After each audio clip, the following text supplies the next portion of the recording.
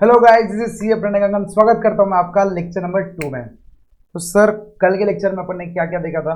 अपन ने पूरे जो बेसिक रिक्वायर्ड है पूरे लेक्चर्स के लिए वो देख लिया था कि कितने लेक्चर्स होने वाले हैं, अपन कैसा कैसा पढ़ने वाले हैं, कितने सब्जेक्ट्स है, कॉस्ट अकाउंटिंग में कितने चैप्टर्स है, इन डिटेल अपन ने ये सब देख लिया था। आज अपन सब्जेक्ट के अंदर घुसने वाले हैं और आज का भी लेक्चर एकदम हल्का हल्का रखूंगा। जो आपने सीए में फाउंडेशन में जो कॉस्ट अकाउंटिंग 30 मार्क का जो था ना, आपने उधर पढ़ के है, तो बस उसको थोड़ा ब्रशअप करेंगे। और जो बेसिक मैथ्स के कैलकुलेशन रिक्वायर्ड है, ठीक है, तो कैलकुलेटर को यूज करके अपन कर सकते हैं शॉर्टकट्स वगैरह। क्योंकि देखो, बीइंग अ प्रैक्टिकल सब्जेक्ट, ये जो अपना ब्रह्मास्त्र है वो अपने को बहुत काम आने वाला है। ठीक है, तो आपका स्पीड इसके ऊपर रहना चाहिए। तो मैं आपको कुछ शॉर्टकट्स बताऊंगा जिसमें आप हर एक प्रैक्टिकल प्रॉब्लम में उसको यूज कर पाएंगे। तो ये दो चीजें आज अपन करेंगे। Cost, what is cost, cost accounting क्या है, इंट्रोडक्शन टू फर्स्ट चैप्टर का थोड़ा बहुत ब्रीफ लेंगे और फिर अपन चलेंगे कुछ कैलकुलेशंस की तरफ। ठीक है दोस्तों, और कल से फिर अपन एकदम प्रॉपर वाली पढ़ाई चालू करेंगे। आ जाओ, सबसे पहले first chapter, what is the introduction to cost accounting. तो कॉस्ट अकाउंटिंग क्या है सर? आ जाओ, एक आपकी मैंने आपको बोला था क्लास नोट्स बना लो, तो मैं मेरे साथ साथ आप भी स्क्रिबल करते जाओ। देखो, थियरी तो पूरी लिख के है ही, ठीक है, मैं डायरेक्टली आप यहाँ से करेंगे अपन तो मज़ा नहीं आएगा। तो अपन क्या करेंगे, एक एक मतलब चीज़ को लिखेंगे, एनालाइज करेंगे, स्क्रिबल करेंगे, स्क्रिबल करते करते पढ़ेंगे तो मज़ा आएगा। ठीक है, तो सबसे पहले फर्स्ट टॉपिक आप एक ऐसी क्लास नोट्स बना लो, बेसिक्स ऑफ कॉस्टिंग। ठीक है, स्टार्ट करने से पहले एक दो बातें जो बेसिक मतलब ये आपको जाननी जरूरी है कॉस्टिंग पढ़ने से पहले, कि sir costing is a very practical subject. ठीक है, practical and very logical subject. तो जैसे मैं आधी बातें जब बताऊंगा ना, तो आपको ऑलरेडी पता रहेगा कि हाँ ये तो ऐसे ही होता है डे टू डे लाइफ में। तो मैं वही बोल रहा कि प्रैक्टिकल एंड लॉजिकल, मतलब जैसे आप अपन मटेरियल का एग्जाम्पल लेंगे तो क्या क्या मटेरियल लगेगा, ठीक है, जस्ट अपन आगे, तो आपको लगेगा हाँ भाई ये तो वेरी लॉजिकल सब्जेक्ट है। तो बस, तो आपको क्या करना है, सिर्फ लॉजिकल वाइज समझना है। और कुछ कुछ जगह पे कुछ कुछ फॉर्मूलाज है जो अपने को मतलब आंसर लाने में हेल्प करेंगे। वो फॉर्मूलाज पढ़ के अपना परफेक्ट 72+ का टारगेट अचीव हो जाएगा। ठीक है, तो एकदम आप ध्यान रखो कि व्हाट इज कॉस्टिंग। कॉस्टिंग है ना, एकदम लॉजिकल सब्जेक्ट है। तो आपको कहीं भी ये लगे ना कि भाई मेरे को ये झेप नहीं रहा, इसका मतलब क्या है कि आपको वो कंसेप्ट समझा नहीं। एक तो अगर आपको एक तो आप कंसेप्ट समझ जाएगा क्योंकि एकदम प्रैक्टिकल सब्जेक्ट है, तो फिर आपको प्रैक्टिकल प्रॉब्लम सॉल्व करने में बहुत मजा आएगा। तो कोई भी टॉपिक आपको ऐसा लग रहा है कि बहुत हार्ड जा रहा, इसका मतलब क्या है, आपने वो कंसेप्ट अच्छे से नहीं सुना, ये वो स्टोरी आपसे कनेक्ट हुई नहीं। तो आपको क्या करना है, वो कंसेप्ट पे ज़्यादा पढ़ना है rather देन उसके प्रॉब्लम ज़्यादा सॉल्व करने से अच्छा। ठीक है, मटेरियल एक बार आपने वो कंसेप्ट समझ गया, क्योंकि कंसेप्ट समझ गया तो फॉर्मुलास ऑटोमेटिकली बाय हार्ट हो जाएंगे, याद हो जाएंगे आपको। बस फिर प्रैक्टिकल प्रॉब्लम्स पे जाएंगे। ठीक है, तो यहाँ आप लिख सकते ब्रैकेट में, अपने को सब मालूम है, बस क्या है, खाली मेरे को नामकरण करना है आपका ईच एंड एवरी कंसेप्ट। जैसे अपन आगे आगे ना इतने लॉजिकल चैप्टर से हम मटेरियल पढ़ेंगे, एम्प्लॉय पढ़ेंगे, एम्प्लॉय कॉस्ट, मतलब जब आप अब जैसे आप सीए में इंटर सीए में फाइनल बनने के बाद आप जहाँ सैलरी पे जाओगे तो वो आपका कॉस्ट हो गया, एम्प्लॉय कॉस्ट। फिर अपन ओवरहेड पढ़ेंगे। सर ओवरहेड क्या रहता है बताऊंगा। तो ऐसे जब अपन चैप्टर्स पढ़ेंगे ना, तो आपको मालूम, आपको लगेगा अरे भाई ये तो आपको आता, बस हमको अभी तक इसका नाम नहीं मालूम था। तो बस ये नामकरण अपना होगा। ठीक है, सो सबसे first topic what is cost. अपन चलते हैं अभी फर्स्ट टॉपिक पे, व्हाट इज कॉस्ट। ठीक है, आपने ये वर्ड ऑब्वियसली सीएमए फाउंडेशन में पढ़ के आ गए आप कि व्हाट इज कॉस्ट। बताओ क्या लगता है आपको व्हाट इज कॉस्ट। मान लो सर व्हाट इज कॉस्ट क्या रहेगा, बताओ बताओ बताओ, सोचो, मतलब कॉस्ट क्या रह सकता। अगर मैं एक एग्जांपल से चलूं तो आपको क्या करना है, आपको सोचना है कि अपनी एक कपड़े की फैक्ट्री है। ठीक है, कपड़े की फैक्ट्री है जहां अपन मतलब ब्राइडल वेयर्स या ग्रूम वेयर्स बना बना के बेचते हैं। ठीक है, तो आप समझो आप वो फैक्ट्री के ओनर हो। अब सोचो कि मान लो मैं एक कुर्ता बना रहा हूँ, ठीक है, एक एकदम बढ़िया वाला कुर्ता बना रहा हूँ, मान एक ब्रांडेड कुर्ता। अब उसको मेरे को सेल करना है, तो मेरे को क्या प्राइस में सेल करूंगा मैं। सर आप लॉजिकली तो ये प्राइस में सेल करोगे कि आपकी जितनी भी टोटल कॉस्ट लगी उसमें अपन कॉस्ट पे सेल कर देंगे क्या? नहीं, ऑब्वियसली अपन एक नॉन प्रॉफिट ऑर्गेनाइजेशन रन नहीं कर रहे दोस्तों। अपन क्या कर रहे हैं, प्रॉफिट ऑर्गेनाइजेशन रन करें ना ऑब्वियसली। तो मान लो एक कुर्ते बनने की कॉस्ट मेरे को 5,000 लग रही, तो मैं उसके ऊपर मेरा प्रॉफिट ऐड करूंगा 2,000 रुपये का अज्यूमिंग, और फिर मैं उसको 7,000 में उसको सेल करूंगा। अच्छा, तो सर मैंने क्या बोला आपको, मान लो मैं एक कुर्ता बना रहा, तो उसके पूरे बनने की कॉस्ट कितनी लग रही, बनने की कॉस्ट लग रही 5,000। तो सर मैं 5,000 में बेच दूंगा क्या? नहीं बाबा नहीं, 5,000 में तो अपन नहीं बेचेंगे। उस पर अपन ये होगी कॉस्ट, उस पर अपन क्या लगाएंगे, प्रॉफिट लगाएंगे अपना। प्रॉफिट अपन ने लगा दिया 2,000, तो फिर अपन वो 7,000 को उसको क्या करेंगे, सेलिंग प्राइस, इसको बोलेंगे अपन सेलिंग प्राइस। ठीक है दोस्तों। सो सेलिंग प्राइस मतलब मार्केट में कुछ भी सेल करने के लिए आपको, अपने को एक बात बताओ कि अगर अपने पास कॉस्ट ही नहीं है तो ये सेल प्राइस आ पाएंगी क्या? 7,000 अपन कहाँ से लाएंगे सर? 2,000 का प्रॉफिट, अरे 2,000 का प्रॉफिट किसको जोड़े अपन? तो कॉस्ट इज वेरी इंपॉर्टेंट। तो लॉजिकल अपन अपन दिमाग लगाते कि मान लो अभी अपन यहाँ पर एक अपना अपना गांव है, वहाँ पर अपन ने एक फैक्ट्री डाली है, ठीक है, ये अपनी एक फैक्ट्री है जहाँ पर क्या हो रहे, कुर्ते मैन्युफैक्चर हो रहे, मैन्युफैक्चर एज इन बन रहे, पूरे के पूरे बन रहे। तो आप मुझे लॉजिकली बताओ कि अपना क्या क्या कॉस्ट लगना चाहिए। ठीक है, बस सोचो आप एक फैक्ट्री के ओनर हो और आप सोचो कि भाई अच्छा मेरे को कुर्ता बनाना है तो मुझे क्या क्या कॉस्ट लगेगा, कौन से कॉस्ट में इनकर करूंगा सो दैट मैं वो कुर्ता बना के बेच सकूं।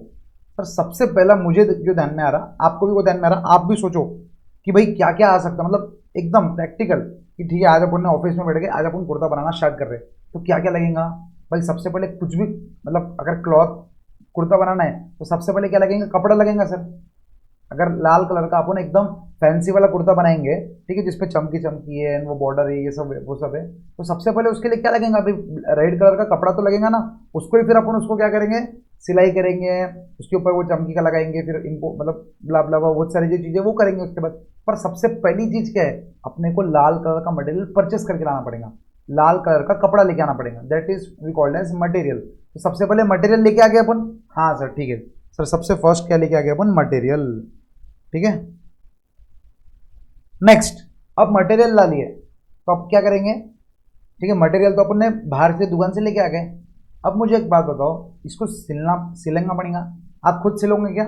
नहीं सर हम थोड़ी सिलेंगे, हम तो ओनर हैं, हम क्या करेंगे, एम्प्लॉयज को हायर करेंगे जो वो कुर्ता सिल के हमको देंगे। ठीक है, सेकंड एक देखो ये एक्सपेंस है ना अपना, अपन बस कॉस्ट लग रहे, मतलब कुर्ता फाइनल प्रोडक्ट, मान लो आपके बेस्ट फ्रेंड की शादी है, उसने बोला भाई मुझे कुर्ता भेज, तो उसको कुर्ता भेजने के लिए, ठीक है, वो पुणे में बैठा है और आप आपके गांव में बैठे हो, मान लो आप बैठे हो नागपुर में, ठीक है, और आपका फ्रेंड बैठा है पुणे में, पुणे में आपको अपने को क्या करना है, उसको कुर्ता भेजना है, तो अपने को क्या क्या कॉस्ट लगेगा, सबसे पहले सर अपने मटेरियल लेके आ गए, परफेक्ट समझ में आ गया। सिलने के लिए एक अपना ने एम्प्लॉय को रखा, तो अपना सेकंड कॉस्ट क्या हो गया, main cost, second labour cost, या इसको अपन एम्प्लॉय कॉस्ट भी बोल सकते हैं। देखो एक बात बताओ, इधर तक सब लॉजिकल है, ठीक है, एक तो हो गया मटेरियल, लाल कपड़ा लेके आए और सिलने के लिए आदमी, सर एक ही कुर्ता है ना आप ही सिल लो, अरे नहीं अपन फैक्ट्री बना रहे हैं, अपन 1,000 कुर्ते बनाने वाले, अपने को बताओ मैं खुद सिल सकता क्या? नहीं, तो एम्प्लॉय हायर करना जरूरी है। तो सेकंड कॉस्ट हो गया एम्प्लॉय का। अब बताओ नेक्स्ट और क्या लगेगा, ठीक है, ये आ गया अपना क्या बोलते हैं, अब आपको है ना ये 1,000 क्वांटिटीज के हिसाब से सब सोचना है, ठीक है, अपन एक दिन में 1,000 क्वांटिटीज बना रहे हैं। अब अगर एक क्वांटिटी बना रहेंगे तो अपन क्या बोलेंगे, भैया अपन तो घर पे बना लेते हैं, मान लो लेकिन 1,000 क्वांटिटी बनाना है तो अपन क्या घर पे बना सकते क्या? नहीं सर, अपने को फैक्ट्री लेना पड़ेगा, जो मैंने आपको बोला फैक्ट्री में अपन काम कर रहे हैं। ठीक है, अब मेरे को बताओ और क्या क्या कॉस्ट लगेंगे, ठीक है, over the period of time समझ लो, ये जो 1,000 क्वांटिटी से डेली भेज रहे, तो ये साल ये अपना बिजनेस ना 1-2 साल चलने वाला है, कम से कम स्टार्टिंग 1-2 साल का अपन कॉस्ट निकाल रहे। और सोचो सोचो सर, मटेरियल लग गया, लेबर लग गया, लेकिन सर एक मिनट, आपने बोला था फैंसी कुर्ता बनाएंगे तो उसके ऊपर वो जो चमकी चमकी लगाएंगे, उसके ऊपर कुछ अपन एक्स्ट्रा के लगाएंगे, जो मटेरियल, जिसको मटेरियल नहीं बोलेंगे अपन, उसको क्या रहेगा, वो जो रहता ना अलग अलग टाइप के सेलिंग, तो उसको अपन बोलेंगे डायरेक्ट एक्सपेंस, मतलब वो कुर्ते के ऊपर जो डायरेक्टली अपन एक्सपेंस करने वाले, मतलब ये कुर्ते के ऊपर के डायरेक्ट कुर्ते के ऊपर ही लगेंगे ये। ठीक है, अब कुर्ता दिमाग में रखना, ठीक है, ये हो गया सर डायरेक्ट एक्सपेंस। अब इसके बाद क्या हो गया सर, कुर्ता हो गया रेडी, मटेरियल आ गया था, एम्प्लॉय ने काम कर दिया, और फिर ये डायरेक्ट एक्सपेंस में ये भी हो गया कि एक बार कुर्ते को वॉश हो गया, फिर कुर्ते को अपन ने आयरन करके उसको रख दिया। अब डायरेक्ट क्या अपन उसको दे देंगे, अब एक कुर्ता रहता था तो एक क्वांटिटी रहती थी तो अपन उसको डायरेक्टली दे देते थे। लेकिन आप सोचो अगर 1000 क्वांटिटी है, ठीक है, अब ये अपन खाली खर्चे लिख रहे हैं, आप बताओ और क्या क्या खर्चे लगेंगे? डायरेक्टली बस इतने खर्चे लगेंगे क्या एक फैक्ट्री चलाने में? इतना ही खर्चा लगेगा क्या? नहीं सर, हमको ऐसा ध्यान में आ रहा, आपने बोला कि यह एक फैक्ट्री है, तो फैक्ट्री तो सर रेंट तो लगेगा ना फैक्ट्री का। क्या बात है, बढ़िया, फैक्ट्री का सर रेंट तो लगेगा, परफेक्ट। और बताओ और क्या लगेगा? सर फैक्ट्री में जो इलेक्ट्रिसिटी रहेंगी, ऑब्वियसली लाइट फैन पंखा सब चालू रहेगा, एसी चालू रहेंगी भाई, मशीन्स चालू रहेंगी, तो इलेक्ट्रिसिटी बिल आएगा। हाँ सर, तो उसका भी तो खर्चा आएगा ना वो। अब मेरे को एक बात बताओ, अपन ने कुर्ता बनाया और कुर्ता, ये तीनों का खर्चा मिला के मेरा समझो 3000 आया, और मैंने 2000 का प्रॉफिट बना के 5000 बेच दिया, ठीक है, अब मैं खुश। लेकिन बाद में फिर ये फैक्ट्री का जो ओनर है वो आया और बोला, प्रणय सर वो आपने जो फैक्ट्री 1 महीने के लिए यूज़ की ना उसका रेंट दो। फिर आप बोलोगे अरे यार अब मैं रेंट कहाँ से दूँ, क्योंकि अपन ने सामने वाले से चार्ज ही कितना किया, खाली मटेरियल लेबर और एक्सपेंस का। जब सिर्फ ये तीनों का चार्ज किए तो टोटल आया 3000, ये आया प्रॉफिट। 5000 ही अपन ने सामने वाले से लिए थे, अब रेंट देना तो अपने को ध्यान में नहीं आया, तो रेंट कहाँ से जाएगा? फिर प्रॉफिट से जाएगा। फिर इलेक्ट्रिसिटी वाला आएगा कि अगर आपने इलेक्ट्रिसिटी बिल नहीं भरा तो हम आपकी इलेक्ट्रिसिटी कट कर देंगे। तो आप समझ रहे, तो इलेक्ट्रिसिटी का भी एक्सपेंस मेरे को कुर्ते से रिकवर करना पड़ेगा ना। अब मैं बैठा पुणे में, ठीक है, अपन पुणे में डील कर रहे हैं क्योंकि अपने बहुत सारे ब्रांचेस है, ऐसे एक नहीं अपने 10 फैक्ट्री ऑल ओवर इंडिया, तो हेड ऑफिस एक रहेगा, हेड ऑफिस अपन पुणे में बैठे। तो मेरे को एक बात बताओ, वहाँ मेरे को एक मैनेजर लगाना पड़ेगा जो ग्राउंड लेवल पे चेक करेगा, तो उसकी भी सैलरी मैं इससे ही लूँगा। हाँ सर वो तो लेबर में आ गया ना, नहीं आप समझो, थोड़ा एकदम डीप में जाते हैं अपन। 2 टाइप के एम्प्लॉयज़ रहते हैं, ठीक है। अच्छा सर 2 टाइप के एम्प्लॉयज़ कैसे? फर्स्ट एम्प्लॉय जो डायरेक्टली वो कुर्ते पे काम कर रहा, और सेकंड एम्प्लॉय जो ये एम्प्लॉयज को देख रहा। सर एक मिनट वापिस से बोलो, देखो एक एम्प्लॉय जो मान लो ये कुर्ता है, कुर्ता, ये कुर्ते के ऊपर जो काम कर रहा वो है डायरेक्ट एम्प्लॉय, ठीक है। अब इसके अलावा कुर्ते के ऊपर डायरेक्टली काम नहीं करने वाले भी बहुत लोग रहते हैं। आप खुद सोचो, जब आप आर्टिकल रहते हैं तो जैसे आप इंटर्नशिप करोगे ना, तो है ना, आप अपन भी क्या करेंगे कि डायरेक्टली काम करने वाले भी रहते हैं, लेकिन कुछ लोग रहते हैं जो सिर्फ एक टास्क के ऊपर नहीं रहते, मैनेजर टाइप जो 4 टास्क देखते हैं। तो आप समझ रहे वो डायरेक्ट एम्प्लॉय नहीं हो गए, तो 2 टाइप के एम्प्लॉयज है। तो आप समझो इस तरह अपन कौन सा खर्चा लेंगे? जो कुर्ते को लगने वाला है मिस्त्री, लेकिन बाकी जो सैलरी अपन देंगे उसकी भी तो सैलरी अपने को रिकवर करनी पड़ेगी। आपको लग रहा कितने एक्सपेंसेस? आप समझो जो मशीन से अपन बना रहे उसका मान लो 2 साल के बाद रिपेयर एंड मेंटेनेंस आएगा, उसका खर्चा कहाँ से रिकवर करेंगे? आप समझ रहे लॉजिकली? आप सोचो, हाँ भाई इसके जो भी एक्सपेंसेस है अपने को इधर से रिकवर करना पड़ेगा। तो एग्जांपल के लिए मैं 2-3 एक्सपेंसेस लिख देता, जैसा रेंट हो गया। अब सिक्योरिटी गार्ड है भाई, फैक्ट्री दिन भर 24 घंटे चल रही है, तो सिक्योरिटी गार्ड रहेगा वहाँ, तो उसके भी तो एक्सपेंसेस रहेंगे, ठीक है। तो यहाँ पर मैं अभी लिख देता इलेक्ट्रिसिटी बिल, अपन यहाँ पर और लिख सकते क्या बताओ, repairs and maintenance, repairs and, लिखो मेरे साथ, ये सब एग्जांपल्स है, इसमें दोस्तों बहुत सारे और खर्चे आ सकते हैं। अपन एक बार के 3 लिखते, ठीक है। तो अपन ने ये जो पूरे फैक्ट्री के ना, पूरे फैक्ट्री के एक्सपेंसेस सर अपन ने जोड़ लिए। जो मशीन है, मशीन के ऊपर जो डेप्रिसिएशन चार्ज हो रहा वो भी तो लेंगे ना ऑब्वियसली, क्योंकि डेप्रिसिएशन क्यों चार्ज होता, कैसे चार्ज होता, वो सब अपन अकाउंट में सीखेंगे, वो पता लगे। लेकिन डेप्रिसिएशन भी अपना एक्सपेंस है, ठीक है। आपने फाउंडेशन में भी सीखा, इंटर में भी स्नेहा मैम आपको बहुत डिटेल में सिखाएंगे कि डेप्रिसिएशन क्यों लगता, कितना लगता, कब लगता, कैसे लगता। तो डेप्रिसिएशन सबसे पहले मशीन पे लगता, तो मशीन अपने फैक्ट्री में है तो सर उसका भी तो एक्सपेंस लेना पड़ेगा। तो 7 पॉइंट अपन एक, क्योंकि ये इंपॉर्टेंट टेक रहता, तो डेप्रिसिएशन और ऐसे बहुत से खर्चे है। तो ये अपना फैक्ट्री का कॉस्ट हो गया पूरा का पूरा। अब मेरे को एक बात बताओ, अब पूरे फैक्ट्री की कॉस्ट ले लिए, कुर्ता बन गया रेडी, पूरे फैक्ट्री की कॉस्ट ले लिए। मैंने आपको क्या बोला था, पुणे में अपना क्या है, हेड ऑफिस है। अब आप वापस से वही सोचो कि अगर खाली मैंने नागपुर के ऑफिस, मतलब नागपुर के फैक्ट्री के खर्चे ऐड कर दिए, मटेरियल लेबर ओवरहेड और नागपुर के फैक्ट्री के खर्चे ऐड कर दिए, और मैंने सिर्फ बेच दिया इधर तक के पूरे खर्चे मिला के, तो ये क्या होगा, ये प्रॉफिट में से कम होगा। अब इधर तक पूरे खर्चे मिला के मान लो 4000 है, ऊपर की और इधर मिला के, यहाँ पर अपन और 2000 ऐड करेंगे तो टोटल होगा 6000। यहाँ तक तो ठीक है। फिर वापस से वही साइकिल, सर हेड ऑफिस के एक्सपेंसेस कौन बियर करेगा? हेड ऑफिस में जो मैनेजर है, जो उधर के जो पूरे खर्चे हैं वो कौन करेगा? ऑफिस का रेंट हो गया। तो सर अच्छा, इसका मतलब आप बोल रहे हैं कि इधर के भी पूरे खर्चे वो ही मेंटेन करेगा? जी हाँ, जो हेड ऑफिस में है उनके टेलीफोन के, उनके प्रिंटिंग है, स्टेशनरी, हर छोटे से बड़ा खर्चा आपको ऑब्वियसली आपके प्रोडक्ट से रिकवर करना पड़ेगा ना। तो आप वो सोचो। तो ये हो गया फैक्ट्री का खर्चा। लेकिन जो हेड ऑफिस का भी तो खर्चा रहेगा। क्या क्या रहेगा सर? सबसे पहले मेन हेड ऑफिस का रेंट हो गया, क्योंकि ऑफिस रहेगा ना।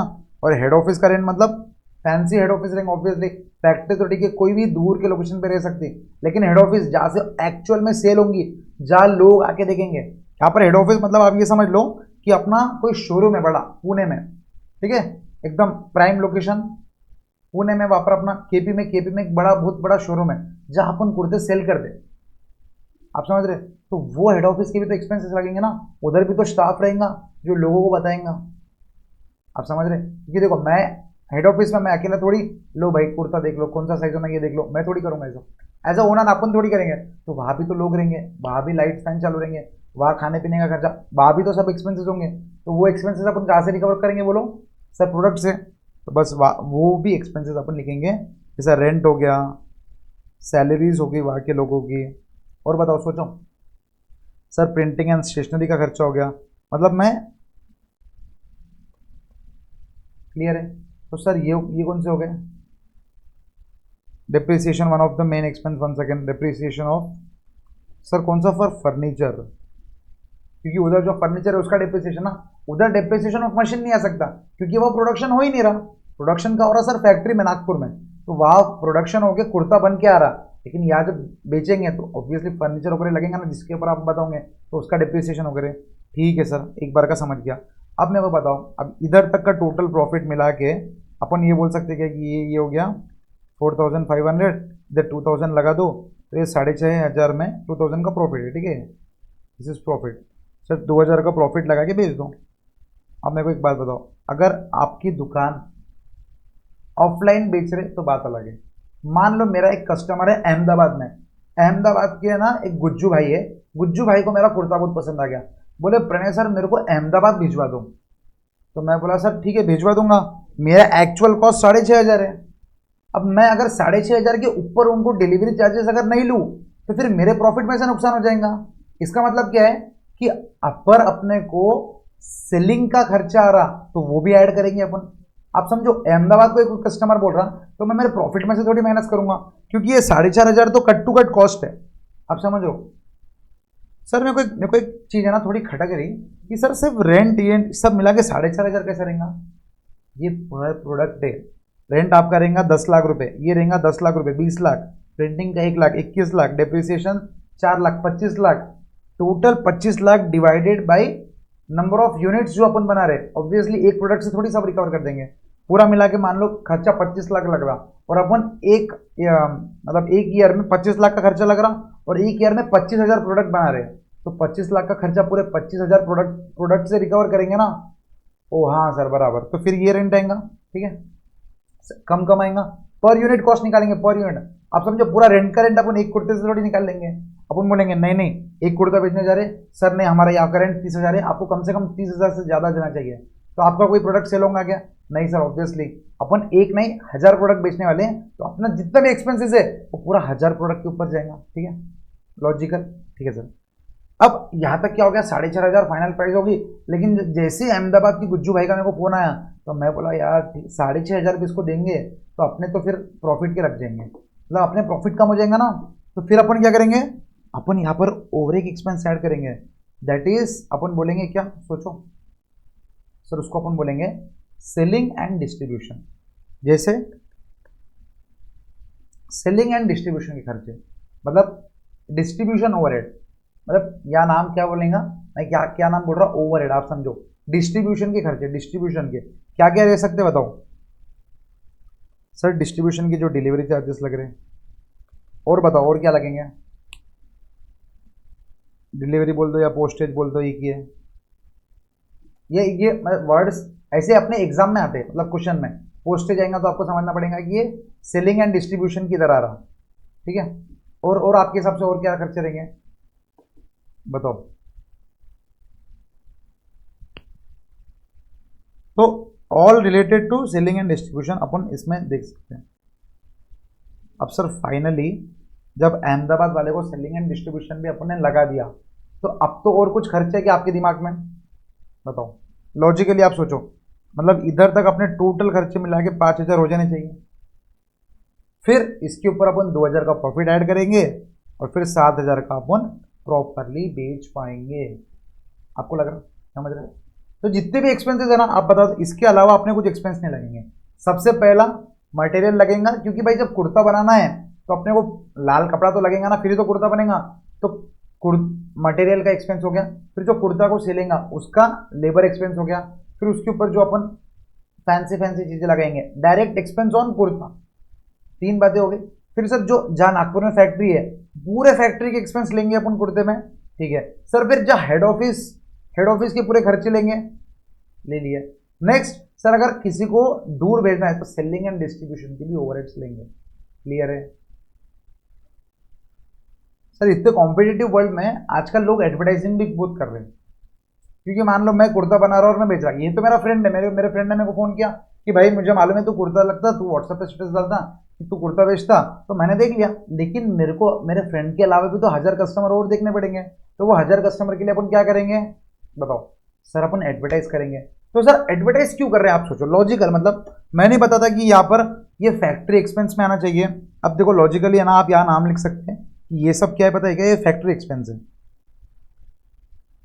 ये फैक्ट्री एक्सपेंस है, ये 4, 5, 6, 7, ठीक है। इसको मैं फैक्ट्री एक्सपेंस, क्योंकि ये फैक्ट्री रिलेटेड है, लॉजिकल एकदम।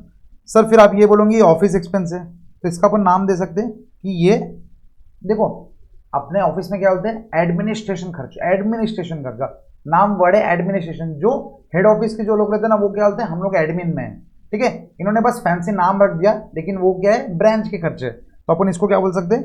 एक तो ऑफिस खर्चे, ऑफिस एक्सपेंस, या एडमिन एक्सपेंस, ठीक है।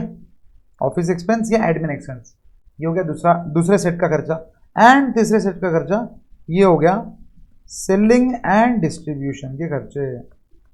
अब मेरे को एक बात बताओ, अगर मैंने आपको कोई भी एक्सपेंस बोला तो आपको लॉजिकली क्या सोचना है कि भाई ये फैक्ट्री एक्सपेंस के अंदर आएगा, ये ऑफिस एक्सपेंस के अंदर आएगा, या एडमिन एक्सपेंस बोल दो, या फिर सर सेलिंग एंड डिस्ट्रीब्यूशन में आएगा। अब आपको सोचना है, ठीक है। तो सबसे पहला एक्सपेंस है, मैं जो आपको पूछना चाह रहा, दैट इज एडवर्टाइजिंग।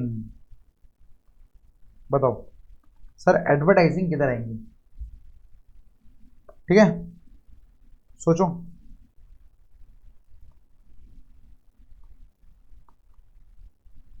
तो मैंने क्या किया, एडवर्टाइजिंग उठा के फैक्ट्री कॉस्ट में डाल दिया, एग्जांपल, ठीक है। तो फैक्ट्री वाले बोले, अब ऑब्वियसली है ना, लोगों को अगर अपन ज़्यादा कॉस्ट बोलेंगे कि आपकी फैक्ट्री को इतना कॉस्ट लग रहा, मान लो अभी तक है ना फैक्ट्री कॉस्ट है ना, फैक्ट्री की कॉस्ट ना 10 लाख रुपए लगते थे, सर आपने 10,000 लिख दिया, मैंने 10 लाख ही लिखा, 25 से देखो 10 लाख लिख दिया। अब मैंने जितना एडवर्टाइजिंग का खर्चा करा, अपन ने क्या किया, एडवर्टाइजिंग करने के लिए किसको बुलाया? कुर्ते के लिए अपन बोल देंगे सलमान भाई को बुलाया। तो जैसे सलमान भाई को बुलाया, सलमान भाई ने बोला कि भाई मैं तो 1 करोड़ रुपए लूंगा एक एडवर्टाइज करने का। तो मैंने बोला ठीक है। तो मैंने क्या किया, 1 करोड़ का खर्चा पूरा का पूरा फैक्ट्री कॉस्ट में डाल दिया। सर 1 लाख लिख दिया, अरे नहीं भाई 1 करोड़ लिखा, आप अच्छे से तो देखो।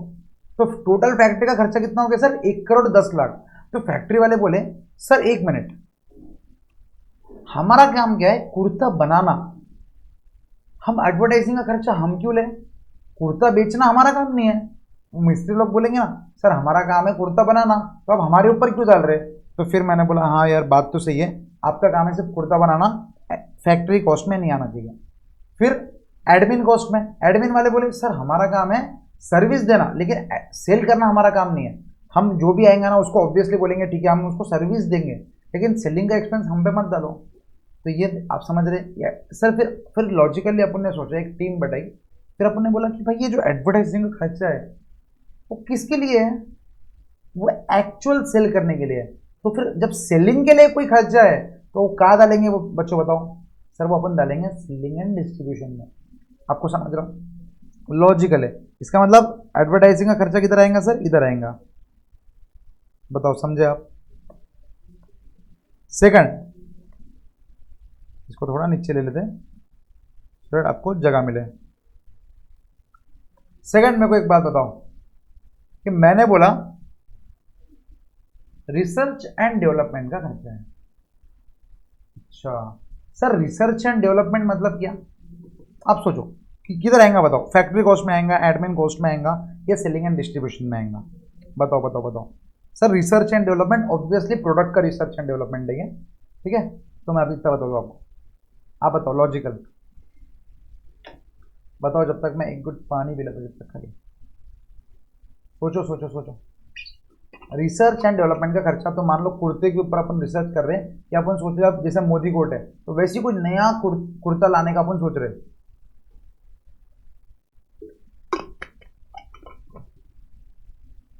नया कुछ कुर्ता अपन लाने का सोच रहे हैं, तो क्या रहेगा वो, बताओ।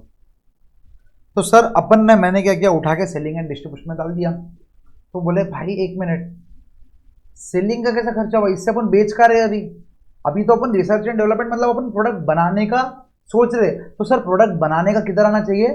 सर फैक्ट्री कॉस्ट नागपुर वालों को लगना चाहिए, बस सिंपल।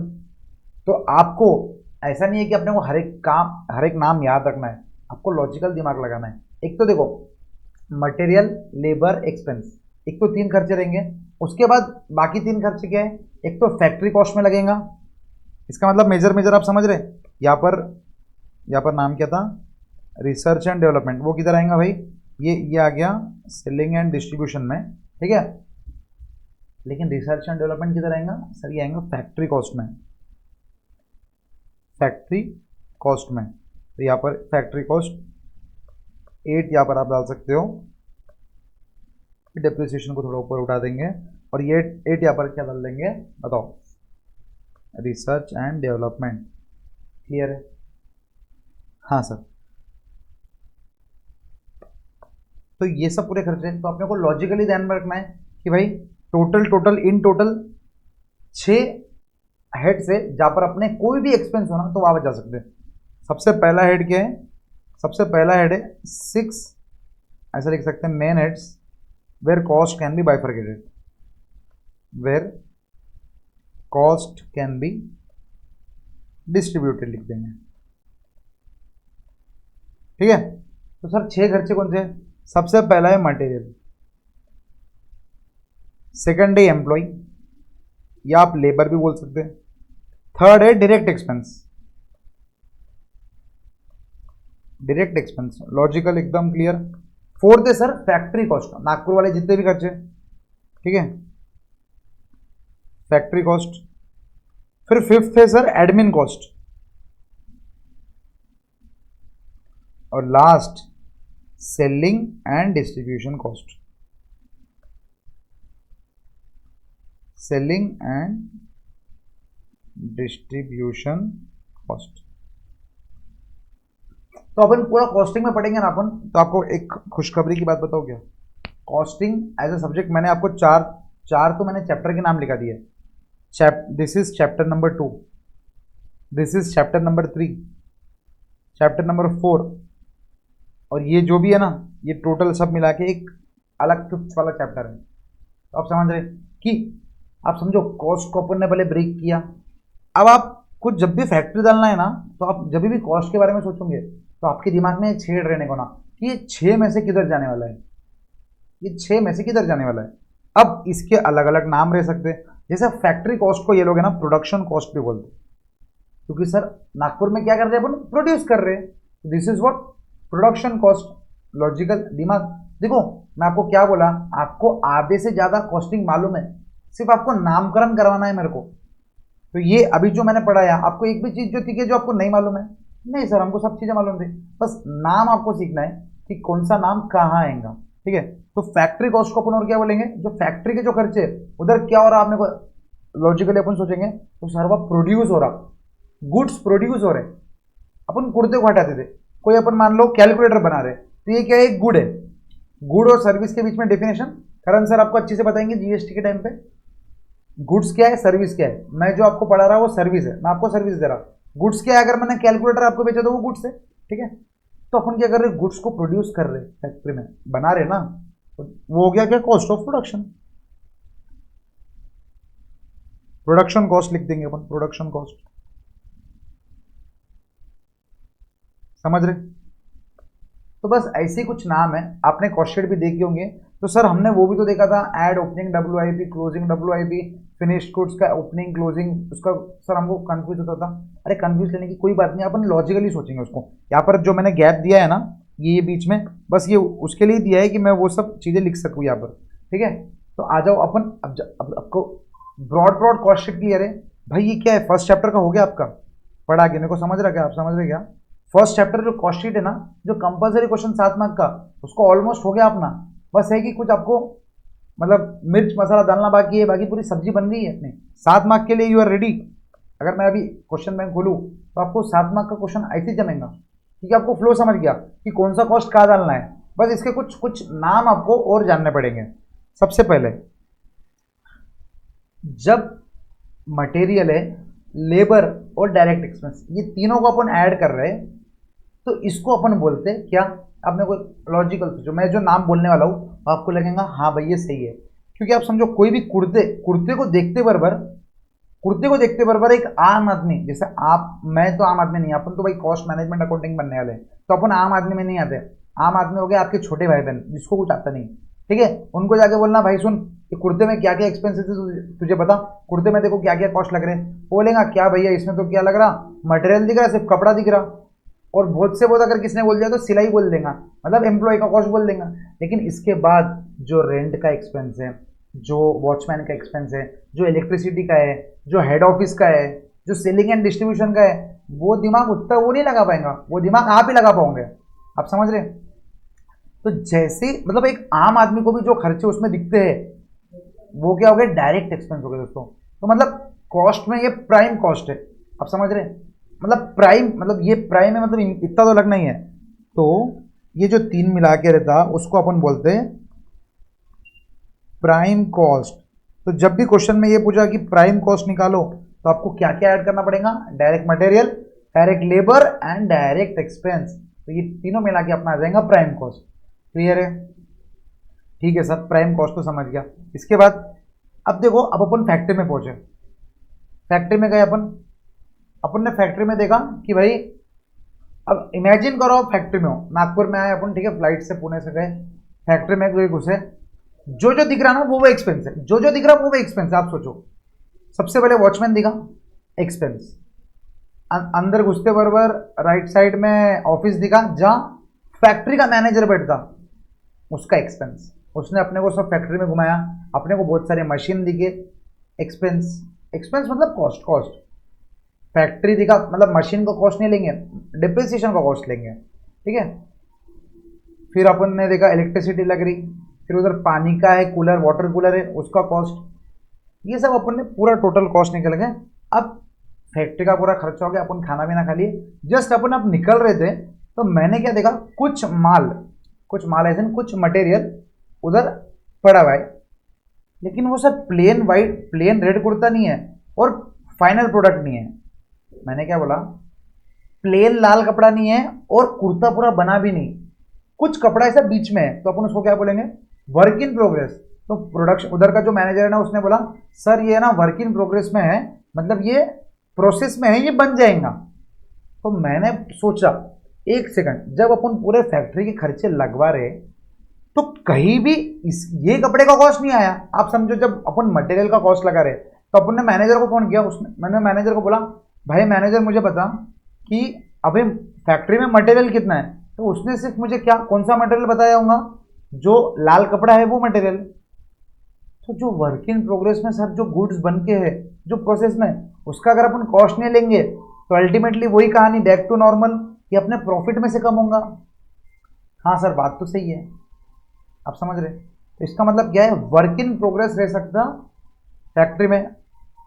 अब आपको ये तो समझ गया कि सबसे पहले WIP नामक कोई चीज भी रहते, परफेक्ट। तो सर फैक्ट्री के पूरे एक्सपेंसेस लगाने के बाद अपने को वर्क इन प्रोग्रेस दिखा, समझ रहे हो क्या। फैक्ट्री के पूरे एक्सपेंसेस लगाने के बाद अपने को वर्क इन प्रोग्रेस दिखा। तो आप मेरे को एक बात बताओ, ये वर्क इन प्रोग्रेस का जो कॉस्ट है वो भी तो इसमें लगाना पड़ेगा, आप समझ रहे। वो भी तो वर्किंग प्रोग्रेस का खर्चा इसमें लगाना पड़ेगा। तो आपको आप समझ गया कि फैक्ट्री कॉस्ट में पूरे एक्सपेंसेस लगाने के बाद वर्क इन प्रोग्रेस का खर्चा लगाएंगे, क्योंकि फैक्ट्री में देखो आप एक भी लॉजिकल एक बात समझना, जैसे गुड्स फिनिश हो जाते ना, वो क्या करते हैं, पुणे भेज देते। तो जब तक गुड्स फिनिश नहीं हो रहे, जितने गुड्स वर्क इन प्रोग्रेस में है वो फैक्ट्री में रहेंगे, जैसे गुड्स फिनिश हो गए वो पुणे भेज देंगे। ठीक है सर, इसका मतलब सर फिनिश गुड्स यहाँ नहीं रहेंगे, फिनिश गुड्स अपने पुणे के हेड ऑफिस में रहेंगे। तो वर्क इन प्रोग्रेस में जितने भी गुड्स है वो फैक्ट्री कॉस्ट में आ गए। परफेक्ट। अब क्या हो गया, ऑफिस में आ गए, पूरे खर्चे लग गए। अब मैंने 1000 क्वांटिटी बना ली, ठीक है, लेकिन अहमदाबाद वाले का मुझे फोन आया कि सर मुझे है ना अभी फिलहाल के लिए 1000 गुड्स नहीं चाहिए सर, 500 ही गुड्स चाहिए। तो मैंने बोला यार 500 ही चाहिए क्या आपको, ठीक है, लेकिन मैंने तो 1000 बना लिए थे। नहीं नहीं सर, अभी मेरे को 500 ही गुड्स चाहिए सर, अभी 1000 नहीं चाहिए। तो मैं कुछ बात बताऊं, वो बाकी के 500 जो मैं अभी नहीं बेच रहा उसको रखने का कॉस्ट लगेगा। देखो एडमिन ओवरहेड्स में क्या आ गया कि अपन ये रख रहे अपने जो ऑफिस का स्टाफ है, लेकिन जो अपना एक्स्ट्रा गुड्स गोडाउन नामक एक चीज रहती, गोडाउन, उसके भी एक्सपेंस अपने को इसमें डालने पड़ेंगे। गोडाउन का रेंट हो गया, उधर का वॉचमैन, उधर की इलेक्ट्रिसिटी, उधर का सब कुछ सब डालेंगे। आप समझ रहे, जा रहा ना, प्रोसेस हो रहा ना दिमाग में कि क्या क्या लग रहा, बताओ। तो सर जब फिनिश गुड्स आएंगे तो मैं को एक बात बताओ, तो फिनिश गुड्स किधर आएंगे, इधर ही आएंगे, क्योंकि वर्किंग देखो फैक्ट्री वाले क्या बोलते हैं, जैसे गुड्स बनते ना सेट हम उधर उधर भेज देते पुणे। तो जब पुणे में आ गए तो पुणे में बाकी एक्सपेंसेस पूरे लग गए, ये रेंट रेंट रेंट, वो गोडाउन का भी रेंट आ गया। अब जब सेलिंग होने से पहले कुछ गुड्स बचे रहेंगे ना, तो वो भी तो फिनिश गुड्स। देखो अपन ये जो खर्चे लगा रहे, वो जो मटेरियल है उसको देख के लगा रहे, लेकिन जो ऑलरेडी कन्वर्ट हो गया उसके भी तो एक्सपेंसेस लगाना पड़ेंगे। इसका मतलब क्या है सर, फिनिश गुड्स भी ऐड करना पड़ेगा यहाँ पर। फिनिश गुड्स में जो भी एक्सपेंसेस लगा, जो कुर्ता बन गया उसका, आप समझो फैक्ट्री में जाओ आप, तीन टाइप के कुर्ते हैं। सबसे पहला नॉर्मल मटेरियल जो अपन ने ऊपर ले लिया, जो कपड़ा आ रहा। सेकंड, जो वर्क इन प्रोग्रेस में है, कोई कुर्ता बना नहीं, सिलाई के प्रोसेस पे, तो वो अपन ने वर्क इन प्रोग्रेस में ऐड कर दिया। थर्ड समझो, जो फिनिश गुड बन गया, मतलब जो मटेरियल बन गया, पूरा बन गया, जो कुर्ता पूरा बन गया, उसके भी तो एक्सपेंस लगेंगे ना, उसमें भी तो मटेरियल लगाऊंगा, उसका मटेरियल तो अपन ने ऊपर लिया ही नहीं। हाँ सर, तो उसका मटेरियल भी तो ऐड करना पड़ेगा। बिल्कुल लॉजिकल। तो ये जो ऑफिस एडमिन एक्सपेंस है ना, उसके बाद ही देखो जब फिनिश गुड्स आ गया, उसके बाद क्या करेंगे अपन, डायरेक्टली सेल करेंगे, तो फिनिश गुड्स यहाँ पर आ गया। क्लियर है, लॉजिकल एकदम। बताओ, बस ये दो ही चीज थी जो आपको समझनी थी। WIP किधर जाएगा, फिनिश गुड्स किधर जाएगा, वर्क इन प्रोग्रेस किधर जाएगा सर, फैक्ट्री कॉस्ट के बाद, मतलब फैक्ट्री कॉस्ट में ऐड हो जाएगा। और सर फिनिश गुड्स किधर जाएंगे, एडमिन एक्सपेंस के बाद। एडमिन एक्सपेंस हो गया, उसके बाद, क्योंकि आप समझो उसके बाद सेलिंग एंड डिस्ट्रीब्यूशन है। अब मैं इधर अगर कुछ लगा रहा तो ये जो ऊपर के सेलिंग एंड डिस्ट्रीब्यूशन के खर्चे है वो तो फिर इसके अंदर आएंगे नहीं, इसके लिए जो फिनिश गुड्स है वो इधर आएंगे। ठीक है, बताओ बताओ बताओ। पानी पानी पियो दोस्तों, पानी पीते रहो, और मैं जो बोल रहा ना उसको प्रोसेस करो। मैं जो बोल रहा वो सही बोल रहा, क्या आप सोचो सोचो। WIP मैंने बोला उधर आएगा, फिनिश गुड्स मैंने बोला इधर आएगा, वो सही है क्या?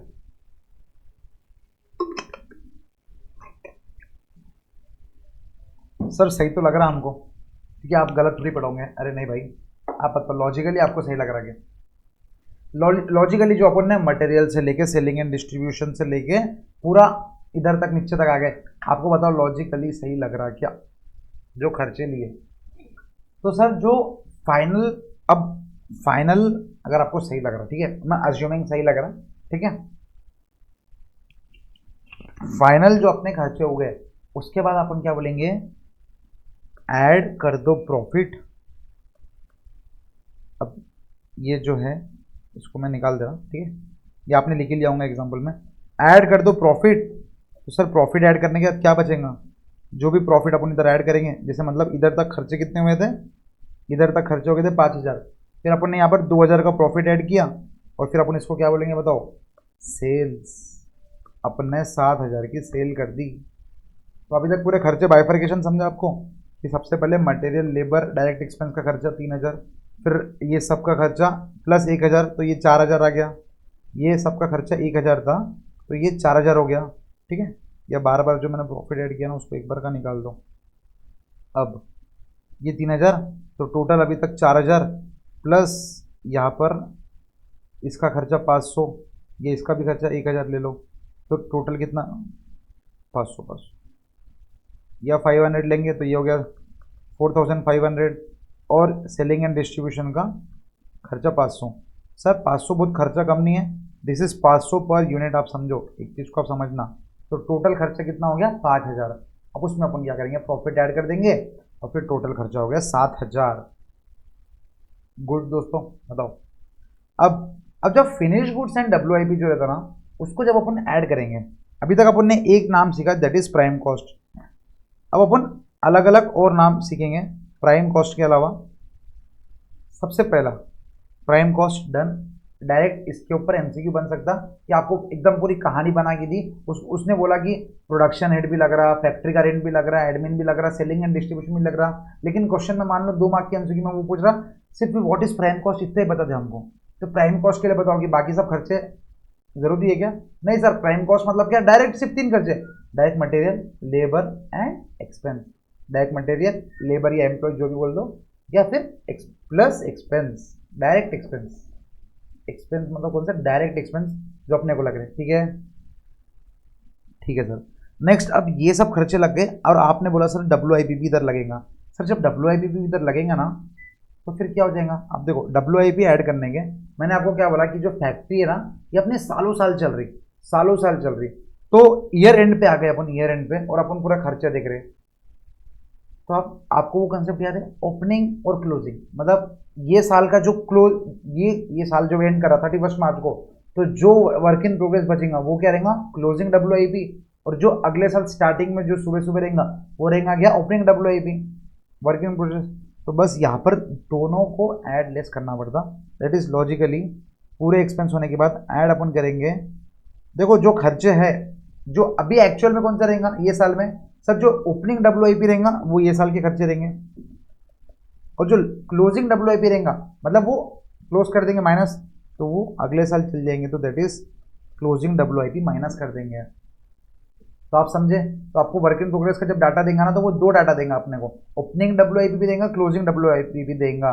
तो अभी तक अपना खर्चा देखो, प्राइम कॉस्ट हो गया, उसके बाद अपन ने पूरे फैक्ट्री के खर्चे ले लिए, उसके बाद अपन ने क्या किया, ऐड, बताओ, add opening WIP, closing WIP, ये टोटल मिला के फिर अपन फैक्ट्री से निकलेंगे। तो ये टोटल मिला के अभी तक इसको बोलते हैं अपन, दिस इज नथिंग बट, ये पूरा टोटल अभी तक का पूरा टोटल जितना भी था उसको मिला के अपन बोलेंगे,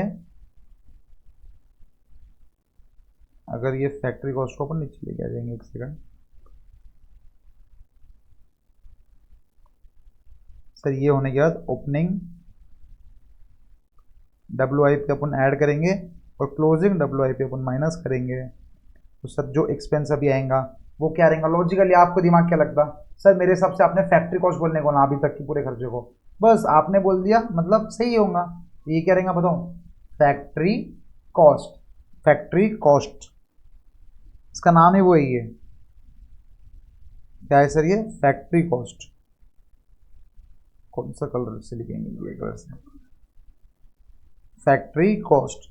सर इसका और एक नाम है, अब मेरे को एक बात बताओ, फैक्ट्री कॉस्ट या वर्क्स कॉस्ट, वर्क्स मतलब वर्क हो रहा ना उधर, वो वर्क्स कॉस्ट, तो ये दोनों भी। तो अब अगर क्वेश्चन अपने को लॉजिकली ऐसा आया कि पूरा कहानी बना के दिया और बोला कि फैक्ट्री कॉस्ट निकालो, तो अपन अभी तक क्या क्या ऐड करेंगे, material, labour, direct expense, plus factory के पूरे खर्चे, प्लस बोलो ओपनिंग WIP, क्लोजिंग WIP, ये टोटल मिला के होता क्या, फैक्ट्री कॉस्ट। ठीक है सर। अब अपन आ गए नागपुर से निकल गए, खर्चे देख के हेड ऑफिस में आ गए। अब हेड ऑफिस में अपन ने पूरे खर्चे देख लिए, अब हेड ऑफिस में पूरे खर्चे देख लिए, अब इसके बाद का खर्चा सेलिंग एंड डिस्ट्रीब्यूशन है, जो जितने भी फिनिश गुड्स है उसके खर्चे किधर आएंगे, यहाँ पर एडमिन ओवरहेड्स में। क्लियर, इसको अपन ने थोड़ा नीचे कर दिए, और यहाँ पर क्या आएगा सर, फिनिश गुड्स में भी वैसे ही, opening finish goods, closing finish goods, आप समझ रहे हैं, opening finish goods, closing finish goods. Add, अब आप एक चीज समझो, ऐड यहां पर अपन कर रहे, कलर चेंज कर दे, add opening finish goods less closing finish goods. ठीक है, एक के नीचे एक आएगा जैसा डब्ल्यू ने करा। क्लियर। अब सर ये जो खर्चे हो गए, अब इसको अपन क्या बोलेंगे, इसका एक नाम है सर, इसका नाम है कॉस्ट ऑफ गुड्स सोल्ड। इसका मतलब क्या है, अब ये कॉस्ट है अगर आपको गुड्स बेचने की है तो, मतलब गुड्स की कॉस्ट। ठीक है, फाइनल कॉस्ट नहीं, दिस इज गुड्स की कॉस्ट। आप समझो, अब जब मैं सेलिंग एंड डिस्ट्रीब्यूशन के बाद वाला जो नाम बताऊंगा ना, आपको फिर और लगेगा ये लॉजिकल लगेगा। अब ये जितने सेलिंग एंड डिस्ट्रीब्यूशन के खर्चे ऐड कर दिए प्रॉफिट के पहले, उसको अपन क्या बोलेंगे, अब फिर कॉस्ट ऑफ सेल्स। दोनों में डिफरेंस समझ रहा, ये सेल्स का खर्चा है, सेल करने के लिए सेलिंग एंड डिस्ट्रीब्यूशन लगा, लॉजिकल। सर अहमदाबाद वाले को अपने को सेल करने के लिए डिलीवरी चार्जेस लगे, वरना अगर अपने को यहां का यहां बेचना था तो कॉस्ट ऑफ गुड्स सोल्ड कितना रहता था, पुणे के पुणे में बेचना था तो कॉस्ट ऑफ गुड्स सोल्ड में सेलिंग एंड डिस्ट्रीब्यूशन नहीं लगता था। तो गुड्स कितने में बेच रहे थे अपन, नॉर्मली 5,500 में बेच रहे, 4.5, हाँ 4.5, 5.5 प्लस 2 6.5, 4.5 प्लस 2 6.5 में बेच रहे थे, लेकिन सेलिंग एंड डिस्ट्रीब्यूशन लगाए तो वो सेल्स का कॉस्ट हो गया। क्लियर। तो ये नाम आपको याद रखना पड़ेगा कि सबसे पहले प्राइम कॉस्ट, ऊपर के 3 मेन एक्सपेंस, बाद में फैक्ट्री के पूरे खर्चे ले लिए, और डब्ल्यूआईपी क्योंकि फैक्ट्री में ही रहती तो add opening WIP less closing WIP, तो अपना क्या हो गया, फैक्ट्री कॉस्ट हो गया, वर्क्स कॉस्ट हो गया। नेक्स्ट एडमिन के पूरे खर्चे ले लिए, और एडमिन के पूरे खर्चे के साथ अपन ने ओपनिंग और क्लोजिंग को गुड्स को ऐड कर दिए, तो पूरे खर्चे का आ गए ये कॉस्ट ऑफ गुड्स सोल्ड, मतलब जो गुड्स है उसको बेचने का खर्चा, मतलब कॉस्ट, जितने गुड्स अभी तक की जितनी कॉस्ट लगी पूरा आ गया, cost of goods to be sold.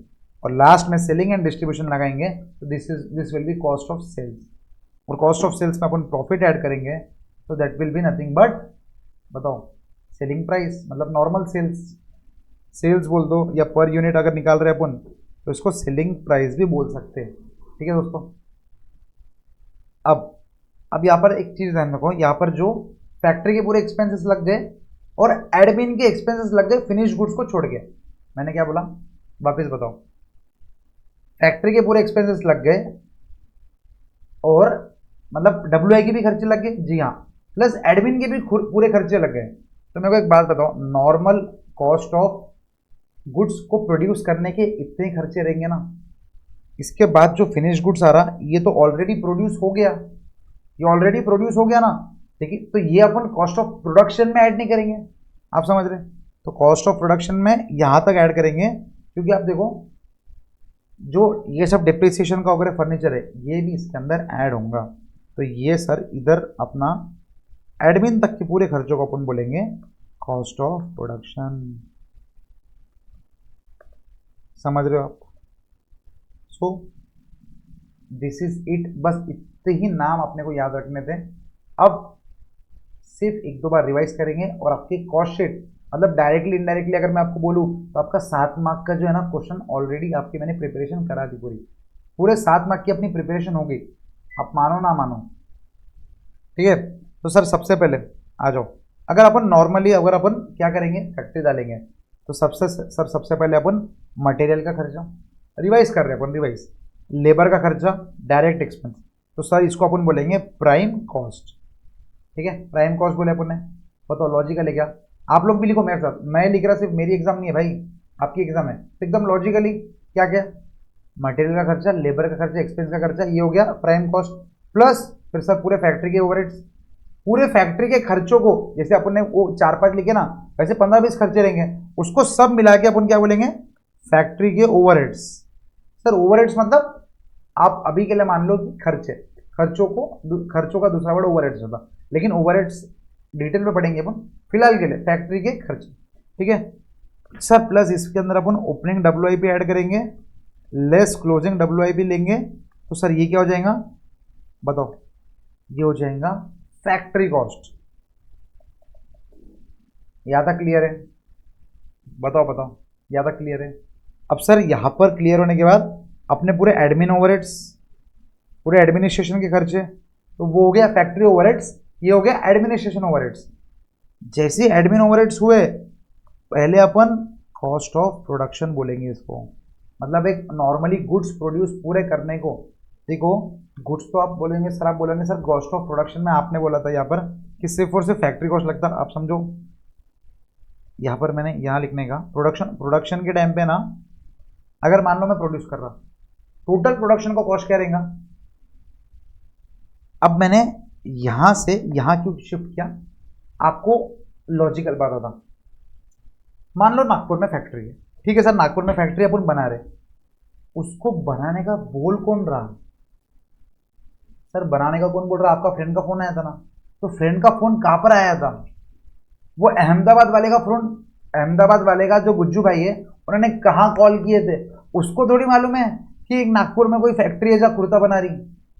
आप समझो, वो तो हेड ऑफिस पे फोन करेगा। अच्छा, तो जो भी सेल्स बुक करेगा, आप समझो जिसको भी कुर्ता लेने का है, तो वो अपने शोरूम पे आएगा, शोरूम पे आके ऑर्डर देगा कि भाई देखो भाई मेरी शादी है, मुकेश अंबानी का बेटा आया, उसने बोला भाई मेरी शादी है, मेरे को ऐसा डिजाइनर कुर्ता चाहिए। तो वो मेरे को एक बात बताओ, वो फैक्ट्री जाएगा क्या, नहीं सर, वो फैक्ट्री थोड़ी जाएगा, वो पुणे के पुणे या मुंबई से पुणे आ जाएगा और पुणे के शोरूम में अपने को बताएगा। तो आप एक चीज समझो, प्रोड्यूस करने के लिए हेड ऑफिस रहना जरूरी है, सिर्फ फैक्ट्री से नहीं काम जमता। मैंने पहले बोला था फैक्ट्री कॉस्ट में कॉस्ट ऑफ प्रोडक्शन आएगा, क्योंकि आपको जब वो लॉजिकल लग रहा था, क्योंकि आपको मालूम ही नहीं ना एडमिन का क्या काम करता। लेकिन आप समझो कि अगर एडमिन फोन उठा के ये एक्सेप्ट ही नहीं करेगा, अच्छा सर आपको ये डिजाइन में कुर्ता चाहिए, तो आप या फैक्ट्री में क्या काम करोगे भाई। तो आप लॉजिकली समझ रहे, जब अपने को सेल्स आ रहा हेड ऑफिस में, जब भी कुछ फैक्ट्री में कॉस्ट लग रही, इसलिए कॉस्ट ऑफ प्रोडक्शन में फैक्ट्री के कॉस्ट तो आते। लॉजिकली आपको मेरे को स्टार्टिंग में क्या लगेगा sir, cost of production, production मतलब जब प्रोड्यूस हो रहा, लेकिन भाई ये प्रोड्यूस करने के लिए सेल्स तो एडमिन वाले जनरेट कर रहे ना। हाँ सर बराबर, मान लो ये सेल्स जनरेट ही नहीं करेंगे, तो फिर आपका कॉस्ट ऑफ मतलब प्रोड्यूस ही क्या करोगे आप। दिस इज द लॉजिक कि कॉस्ट ऑफ प्रोडक्शन जो मतलब प्रोडक्शन कॉस्ट तो इधर ही आएंगी, लेकिन टोटल किसके बाद बोलेंगे अपन, टोटल सर एडमिन कॉस्ट के ऐड करने के बाद जितनी भी टोटल कॉस्ट लगेंगी उसको बोलेंगे अपन कॉस्ट ऑफ प्रोडक्शन। तो आप समझ गए अभी क्यों खाली प्रोडक्शन के बाद नहीं आया। जब यहाँ पर हेड ऑफिस में ये लोग 4 लोगों को फोन करेंगे कि सर अभी दिवाली ऑफर चल रहा है, ये आपको कुर्ते बनाना है क्या, वो बोलेंगे हाँ 5 कुर्ते बना दो। आप समझो 10 फैक्ट्री है जब कुर्ते बन रहे, ब्रांच ऑफिस भी 100 है, ब्रांच ऑफिस नहीं रहेंगे तो सेल्स लेंगे कौन। आप समझ रहे, डायरेक्टली ऐसा नहीं होता कि यहाँ पर बना रहे हैं, जैसा मतलब गांव में कुछ आप जहाँ पे होंगे ना, कई कई छोटे छोटे सिटीज में ऐसा होता कि एक ही ऑफिस में, मतलब एक ही दुकान में, ऊपर वो लोग सिलाई का काम करते, नीचे वो लोग सेल्स लेने का काम करते। लेकिन मैंने आपको क्या बोला, अपन 1000 2000 10,000 क्वांटिटी पे डील कर रहे हैं, तो आप समझो एक ही जगह पे सब कुछ नहीं हो सकता। पुणे में आप फैक्ट्री लेने जाओगे तो आपको कितना हाई रेट मिलेगा, आप रेंट दोगे या फिर आपको प्रॉफिट कमाओगे।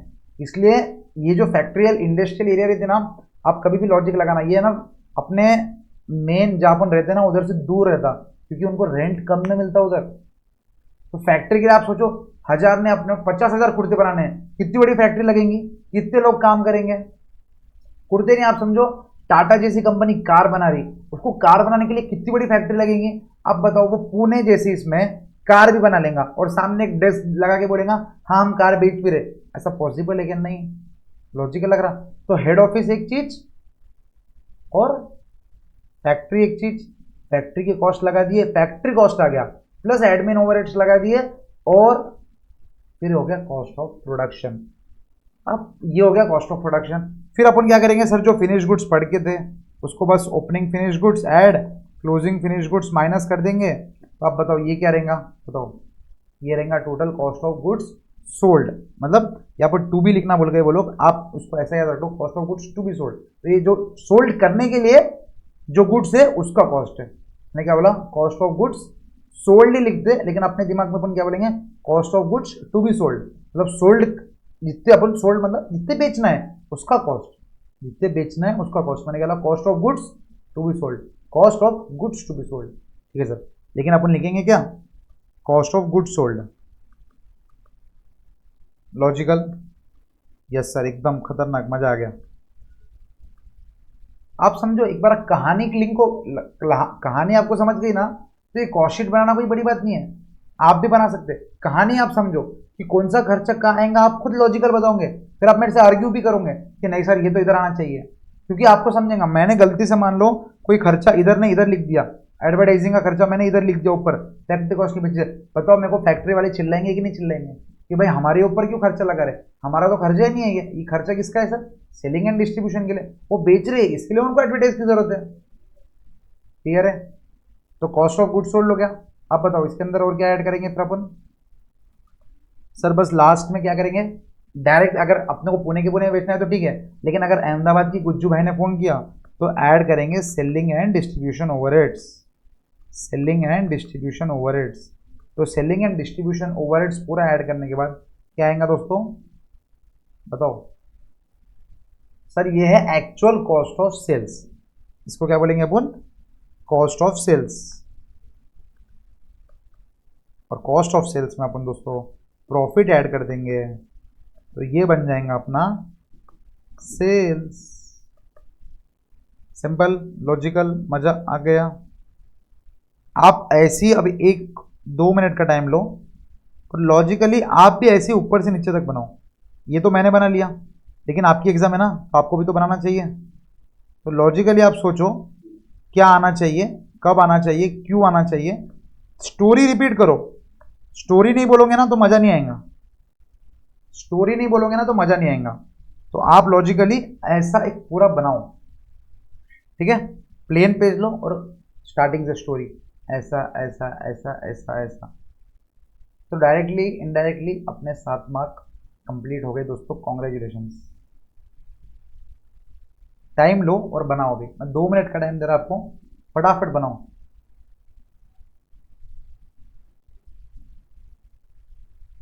मिनट्स में आपको बता देता, मिनट्स भी नहीं बताता, आप पूरा एक काम करो, पूरा जीरो से बनाओ ना, देखते कितना कितना बनता आपसे। स्किप नहीं करना है वीडियो को, वीडियो को स्किप नहीं करना है, मैं आपको बता रहा हूँ। वीडियो को स्किप करोगे फिर आपके मार्क्स स्किप हो जाएंगे आगे। वीडियो को स्किप नहीं करना है, मैं बस पानी पी रहा, यही हूँ मैं। आप बनाओ स्टार्टिंग में क्या लगेगा, फिर कौन से खर्चे लगाएंगे, फिर उसके बाद क्या होगा। देखो नाम लिखना भी जरूरी है, सिर्फ खर्चे मत लिख देना। मटेरियल, लेबर, डायरेक्ट एक्सपेंस के बाद उसको क्या बोलते हैं वो भी लिखो, क्योंकि एग्जाम में वही आएगा भाई, वही पूछेगा what is factory cost, what is cost of production, what is this cost, what is this cost, यही पूछेगा। तो अपने को उसके ऊपर क्या क्या आने वाला वो मालूम रहने को ना अपने को।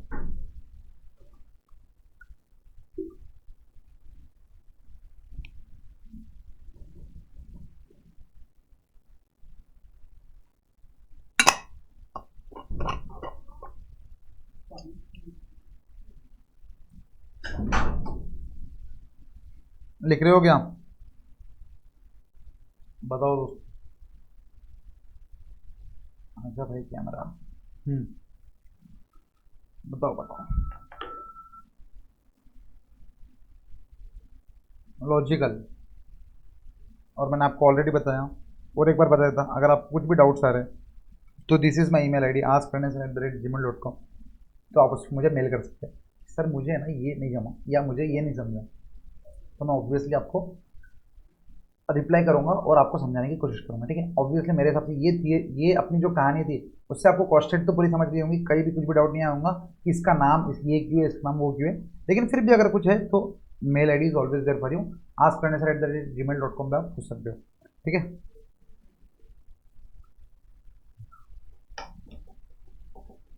आ जाओ फटाफट करो।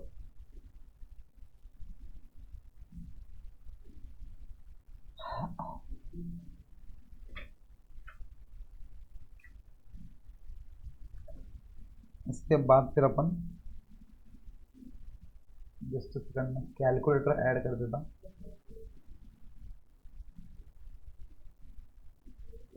कैलकुलेटर ऐड कर देता, सो दैट मुझे आपको कैलकुलेटर के बारे में कुछ कुछ बताना है कि कैसे यूज़ करते, क्या यूज़ करते,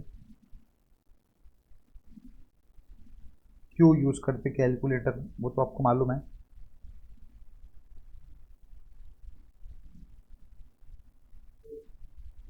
और मैं जो बताने वाला हूँ मोस्टली बच्चों को मालूम ही रहेगा, लेकिन कुछ कुछ को अगर नहीं मालूम है तो फिर वो भी सीख लेंगे। ठीक है, आ गया अपना कैलकुलेटर, इसको हम बड़ा कर देंगे। हो गया आपका, बन गया पूरा, बताओ बन गया? मेरे हिसाब से 2 मिनट हो गए, आपका बन गया होगा। फटाफट, मैं बार बार क्यों रिवाइज कर रहा कि आप समझो 7 मार्क का जो चैप्टर है ना वो हो गया अपना मटेरियल। फटाफट एकदम, मटेरियल, लेबर, डायरेक्ट एक्सपेंस, इसको बोलेंगे प्राइम कॉस्ट। उसके बाद सर फैक्ट्री के पूरे खर्चे, फिर opening WIP add, closing WIP minus, ये क्या हो जाएगा पूरा फैक्ट्री कॉस्ट। नागपुर से निकले पुणे में आ गए, सर पुणे में एडमिन कॉस्ट ऐड करें। सर एडमिन कॉस्ट ऐड करने के बाद फिनिश गुड्स ऐड मत करो, इसको क्या बोलेंगे अभी, पूरे एडमिन कॉस्ट ऐड करने के बाद कॉस्ट ऑफ प्रोडक्शन। उसके बाद फिनिश गुड्स ऐड और add less opening add closing less, इसको बोलेंगे अपन cost of goods sold, plus selling and distribution overhead, इसको बोलेंगे cost of sales, plus profit, इसको बोलेंगे sales. Cost of sales plus profit is sales. Simple है भाई, बताओ बताओ बताओ, क्लियर है? अगर आपको क्लियर है तो आज के लिए अपन कंसेप्ट वाला जो पार्ट है, मतलब प्रॉपर कॉस्टिंग वाला जो पार्ट है उसको रोकते, आप इसको थोड़ा क्या करना, थोड़ा रिवाइज रिवाइज रिवाइज रिवाइज करना, और फिर अपन कल इसको थोड़ा आगे बढ़ाएंगे। ठीक है, मेरा पर्सनली माना है कि भाई इसको ही मेरे को प्रॉब्लम्स कराना था, लेकिन आप इसको और टाइम दो, और जो मुझे बेसिक्स ऑफ कॉस्टिंग कराना है इसलिए मैं कॉस्टिंग मतलब प्रॉपर कॉस्टिंग और अपन कल से शुरू करेंगे। अब कल के लेक्चर, कल के जो पूरे लेक्चर्स देंगे उसमें अपन फिर ये सब बात मतलब अलग अलग बात नहीं करेंगे। आज मेरे को आपको कुछ बेसिक बेसिक बताना है जो अपने को ओवरऑल टोटल अपने जितने भी लेक्चर्स है ना एंड ऑफ द बैच और प्रैक्टिकल सब्जेक्ट्स में आपको पूरे के पूरे काम आएंगे। कुछ कुछ चीज़ें ऑलमोस्ट आपको मालूम ही रहेगा, लेकिन फटाफट सुन लो। सबसे पहले आपको यही कैलकुलेटर यूज़ करना है, ठीक है, क्योंकि इसके अंदर सही कैलकुलेशन होता है। ठीक है, आपके पास नहीं है तो प्लीज़ ये कैश होगा, ये MJ और DJ एक कैलकुलेटर था वो ले लो 12 डिजिट्स का। नेक्स्ट आपके ये बटन्स तो रहने चाहिए, इसमें से इंपॉर्टेंट है this M minus M plus, इसके अलावा GT नहीं रहे तो चलेगा बर का, लेकिन ये 2 इंपॉर्टेंट है और ये वाला एक इंपॉर्टेंट है। ठीक है, ये 3 बटन इंपॉर्टेंट है। उसके अलावा अपन देखो प्लस माइनस का बटन तो रहता है, MO नहीं रहा तो भी चलेगा, AC नहीं रहा तो भी चलेगा, लेकिन M plus M return, sorry M plus M minus M return रहना बहुत बहुत बहुत ज़्यादा ज़रूरी है। ठीक है सर, ये क्या रहता है एक बार हमको फटाफट बता दो। ठीक है, तो मैं आपको बता दे रहा कि M प्लस M माइनस क्यों ज़रूरी है। ठीक है, जस्ट सेकंड, हाँ आ जाओ। Sir what is M plus M minus, अगर किसी को नहीं मालूम हुआ तो देखो M प्लस इज मेमोरी में प्लस करेंगे अपन, मतलब कैलकुलेटर की जो मेमोरी है ऐसी कर दो, कैलकुलेटर की मेमोरी में प्लस करेंगे, फिर M माइनस मतलब कैलकुलेटर की मेमोरी में अपन माइनस करेंगे, और M रिटर्न मतलब प्लस माइनस करने के बाद मेमोरी रिटर्न मतलब क्या, मेमोरी रिटर्न दबाएंगे। बता भाई तेरे दिमाग में कितना भी हमको टोटल बता दें, मतलब लॉजिकल अगर आपको बताऊँ तो मैं 2 + 3 - 4 + 6 करेंगे, तो सर 2 + 3 - 4 + 6 तो नॉर्मली भी कर सकते ना, तो ये 7 आएगा। लेकिन अब इसको अपन M प्लस M माइनस से करेंगे, ऐसी दबा दो। अब देखो 2 के आगे क्या है, कुछ नहीं है मतलब प्लस है, तो 2 M प्लस, एक ही बार दबाना, 2 बार मत दबाना। M प्लस M माइनस जब दबाओगे ना तो इधर कैलकुलेटर पे कुछ अलग से नहीं आएगा, तो आपको सिर्फ एक ही बार दबाना है। ऐसा नहीं कि सर कुछ चेंज नहीं हुआ तो मैं दबा दिया दबा दिया, ऐसा नहीं। 2 M प्लस, फिर 3 M प्लस, 4 के आगे सर क्या है, माइनस है, तो 4 M माइनस और 6 M plus, M plus M minus, M plus M minus दबा दिया आपने, जिसके सामने जो साइन है ना वो नंबर लगा के, मतलब 4 दबा दिए M माइनस, 6 दबा दिए M प्लस, 3 दबा दिए M प्लस, और लास्ट में M रिटर्न दबा दो। M return that is MRC दबा दो, MRC मेमोरी रिकॉल भी बोलते कोई, हम इसको मेमोरी रिटर्न बोलते हैं, मेमोरी रिकॉल या मेमोरी रिटर्न जो भी दबा दो, आपको आंसर 7 आ गया होगा। सर मेरे को एक बात बताओ, ये फिर अगर आपको M रिटर्न M प्लस से करना था, ये तो लॉजिकली प्लस माइनस से ही कर लेते थे अपन, तो M रिटर्न M माइनस का क्या यूज, मैं आपको बताता हूँ। अब देखो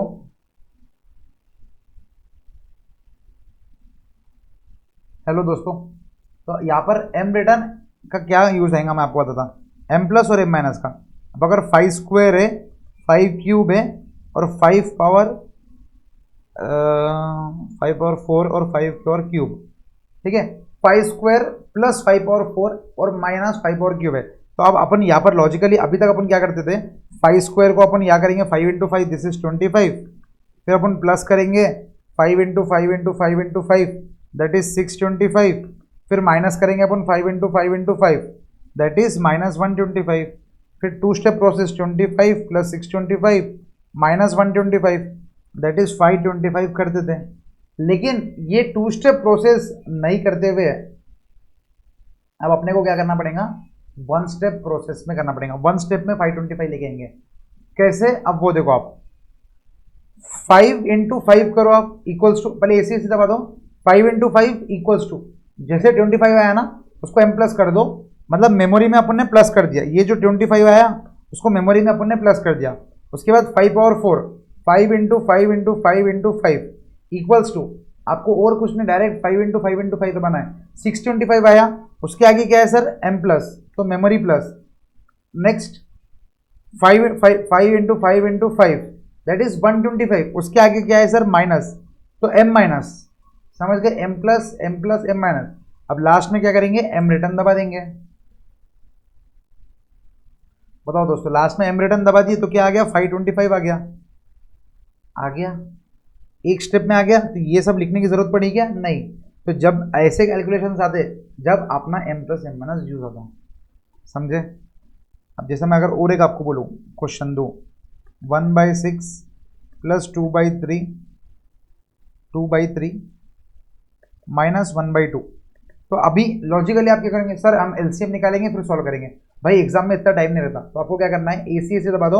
अब और एक चीज, जब अपन m plus m minus use करेंगे ना, तो मेमोरी रिटर्न से अपने को उसको क्लियर करना पड़ेगा ना, क्योंकि ये एक अलग क्वेश्चन है, ये एक अलग क्वेश्चन है। तो उसके मेमोरी रिटर्न में जब तक रहेगा, जब तक अपन उसको निकालने देंगे।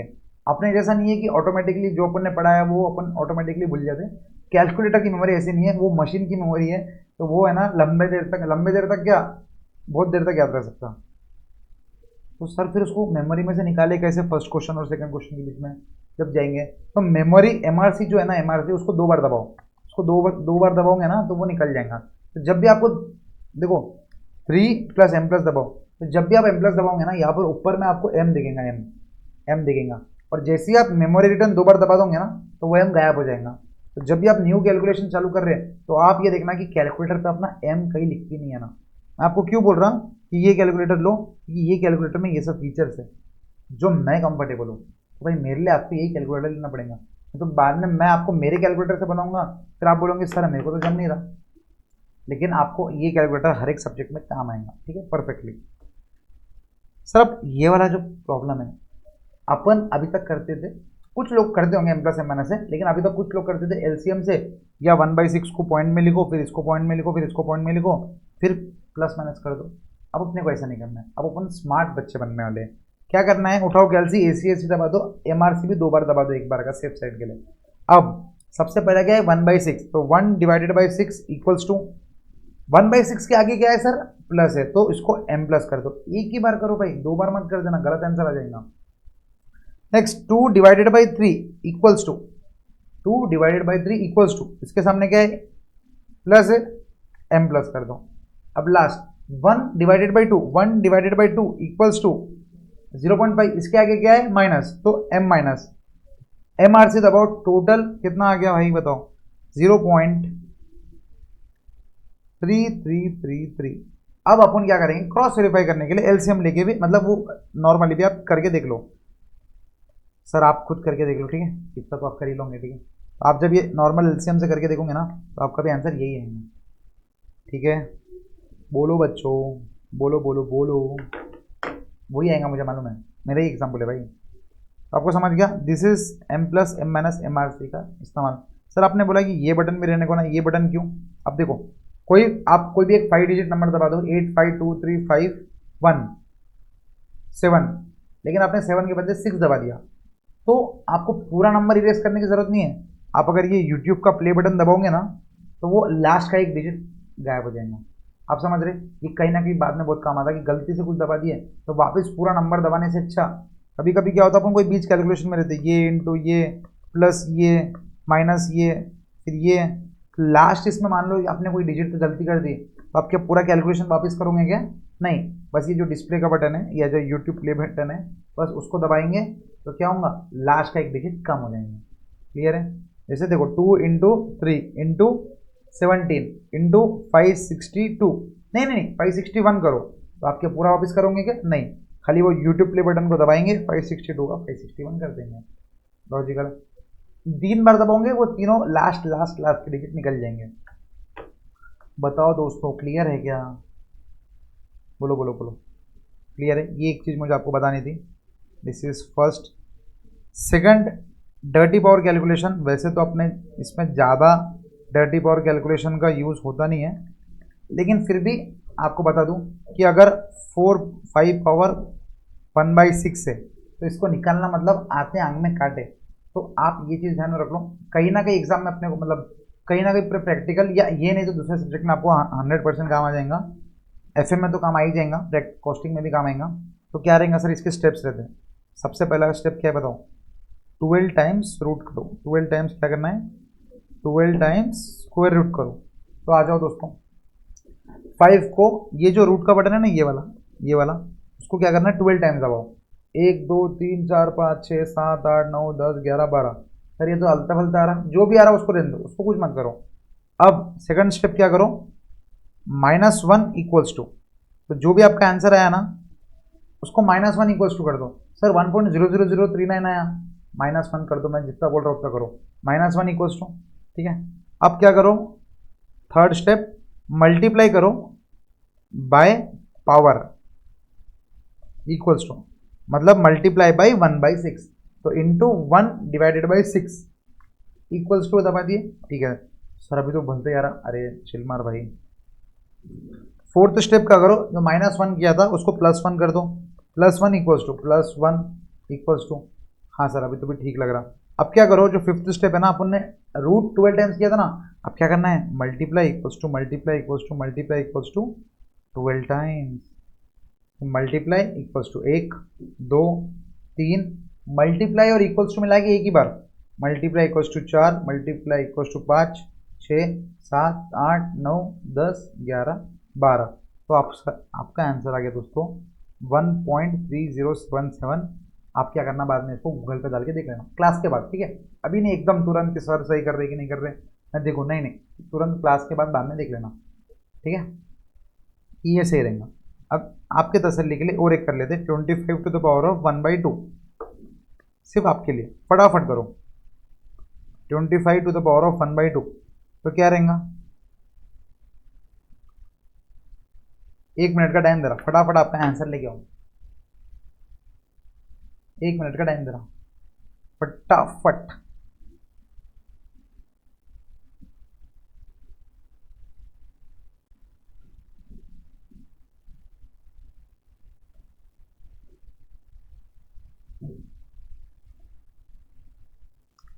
ट्वेल्व टाइम्स रूट करना है बराबर, एक गिन के, मतलब ऐसा नहीं कि भाई भलते एक सर 11 बार हो गए तो चलेगा कि 13 बार होएगा, नहीं नहीं भाई, जैसा चाहिए वैसे ही चाहिए।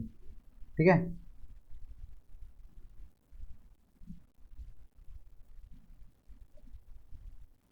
जैसा चाहिए वैसे ही चाहिए। 12 times root -1 equals to multiply by power equals to +1 equals to और into equals to into equals to into equals to into equals to 12 times. बोलो दोस्तों, क्लियर है? बताओ क्लियर है क्या? 25 टू द पावर ऑफ 1/2 आ गया क्या आंसर? यस सर, हमारा आंसर उस पर भी आया। अब मेरे को एक बात बता, आपका आंसर ये आया होगा कि देखो 25 को अपन 5 स्क्वायर लिख सकते और ये पावर 1/2 है, 2 2 गेट्स कैंसिल, आपका आंसर 5 पावर 1 इज 5। अब लॉजिकली इससे भी कर सकते थे। अब बीइंग देखो, जो डर्टी पावर कैलकुलेशन मतलब सिर्फ जो पावर गंदे थे उसको ही नहीं, कोई भी इससे चलता, तो 25 पावर 1/2 भी आपका आंसर यही आया होगा, नहीं आया होगा मतलब गलत है। आपके साथ मैं भी एक बार कर लेता, 25 रूट 12 टाइम्स, 1 2 3 4 5 6 7 8 9 10 11 12। भाई वो AC बराबर किए थे ना, पूरा जीरो करके वापस चालू करना। अब सर -1 इक्वल्स टू इंटू 1/2, क्योंकि सर पावर से मल्टीप्लाई करना था, इंटू 1/2 कर दिया equals to +1 multiply equals to 12 बार, इंटू इक्वल्स टू 1 2 3 4 5 6 7 8 9 10 11 12 आया क्या आपके 5.00158 आया क्या इतना? सर एग्जैक्ट 5 आना चाहिए ना? नहीं भाई, थोड़ा डर्टी बोर्ड कैलकुलेशन है, थोड़ा पॉइंट में आएगा, लेकिन ऑलमोस्ट वही आंसर है ना भाई, 5.00। क्लियर? तो यस, ये हो गया बात क्लियर। नेक्स्ट पॉइंट पे आप आ जाओ। नेक्स्ट पॉइंट मेरे को जो आपको बतानी है कि कॉस्टिंग जब अपन करेंगे ना, तो पूरे कॉस्टिंग में ना ये वर्ड कहीं ना कहीं रहेगा कि इंक्रीज बाय 10%, डिक्रीज बाय 10%। तो मान लो कि दो चीज़ें हैं, मटेरियल जो है ना, मटेरियल अभी 5 kg है अपने पास, ठीक है, फिलहाल थोड़ा और अच्छे से, मटेरियल अभी है ना 5 kg, और अगर मैंने बोला कि मटेरियल इज इंक्रीज्ड बाय 10%, तो क्वेश्चन क्या है? Material is increased by 10%।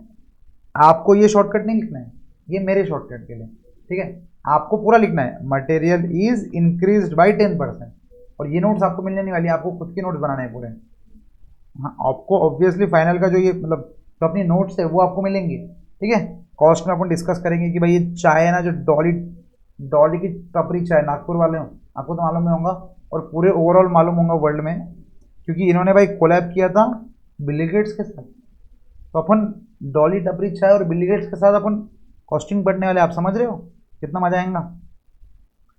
तो मैंने बोला मटेरियल इज इंक्रीज बाय 10%, तो सर अभी तक है ना 5 kg का मटेरियल था, तो 10% है, तो यहाँ पर है ना सॉल्व करने के दो तरीके हैं। आप एक आज डिसाइड कर लो कि आपको कौन सा तरीका करना है, तो पूरे कॉस्टिंग में वही तरीका करना। कैलकुलेटर पे मैं आपको बता रहा, सबसे पहले 5 kg मैं जो करता, मैं आपको बता रहा, मैं +10% कर देता।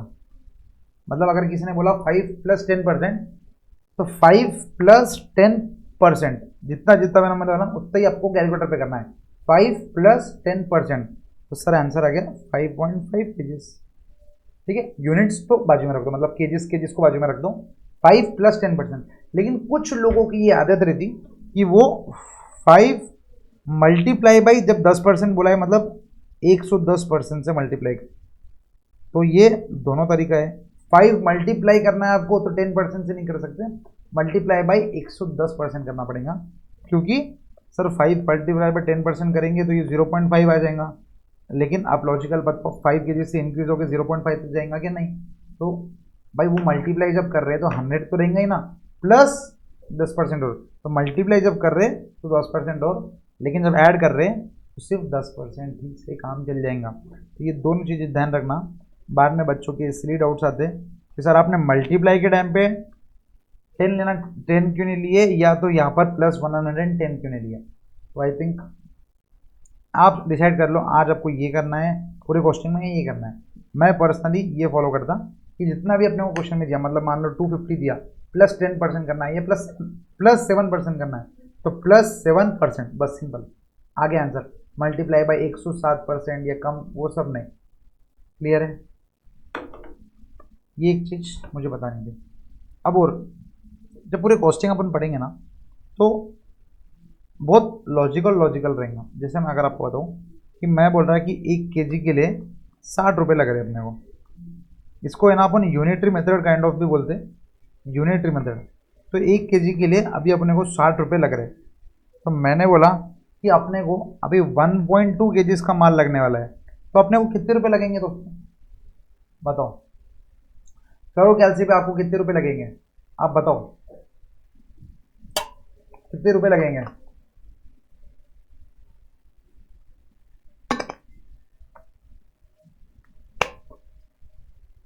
बताओ बताओ बताओ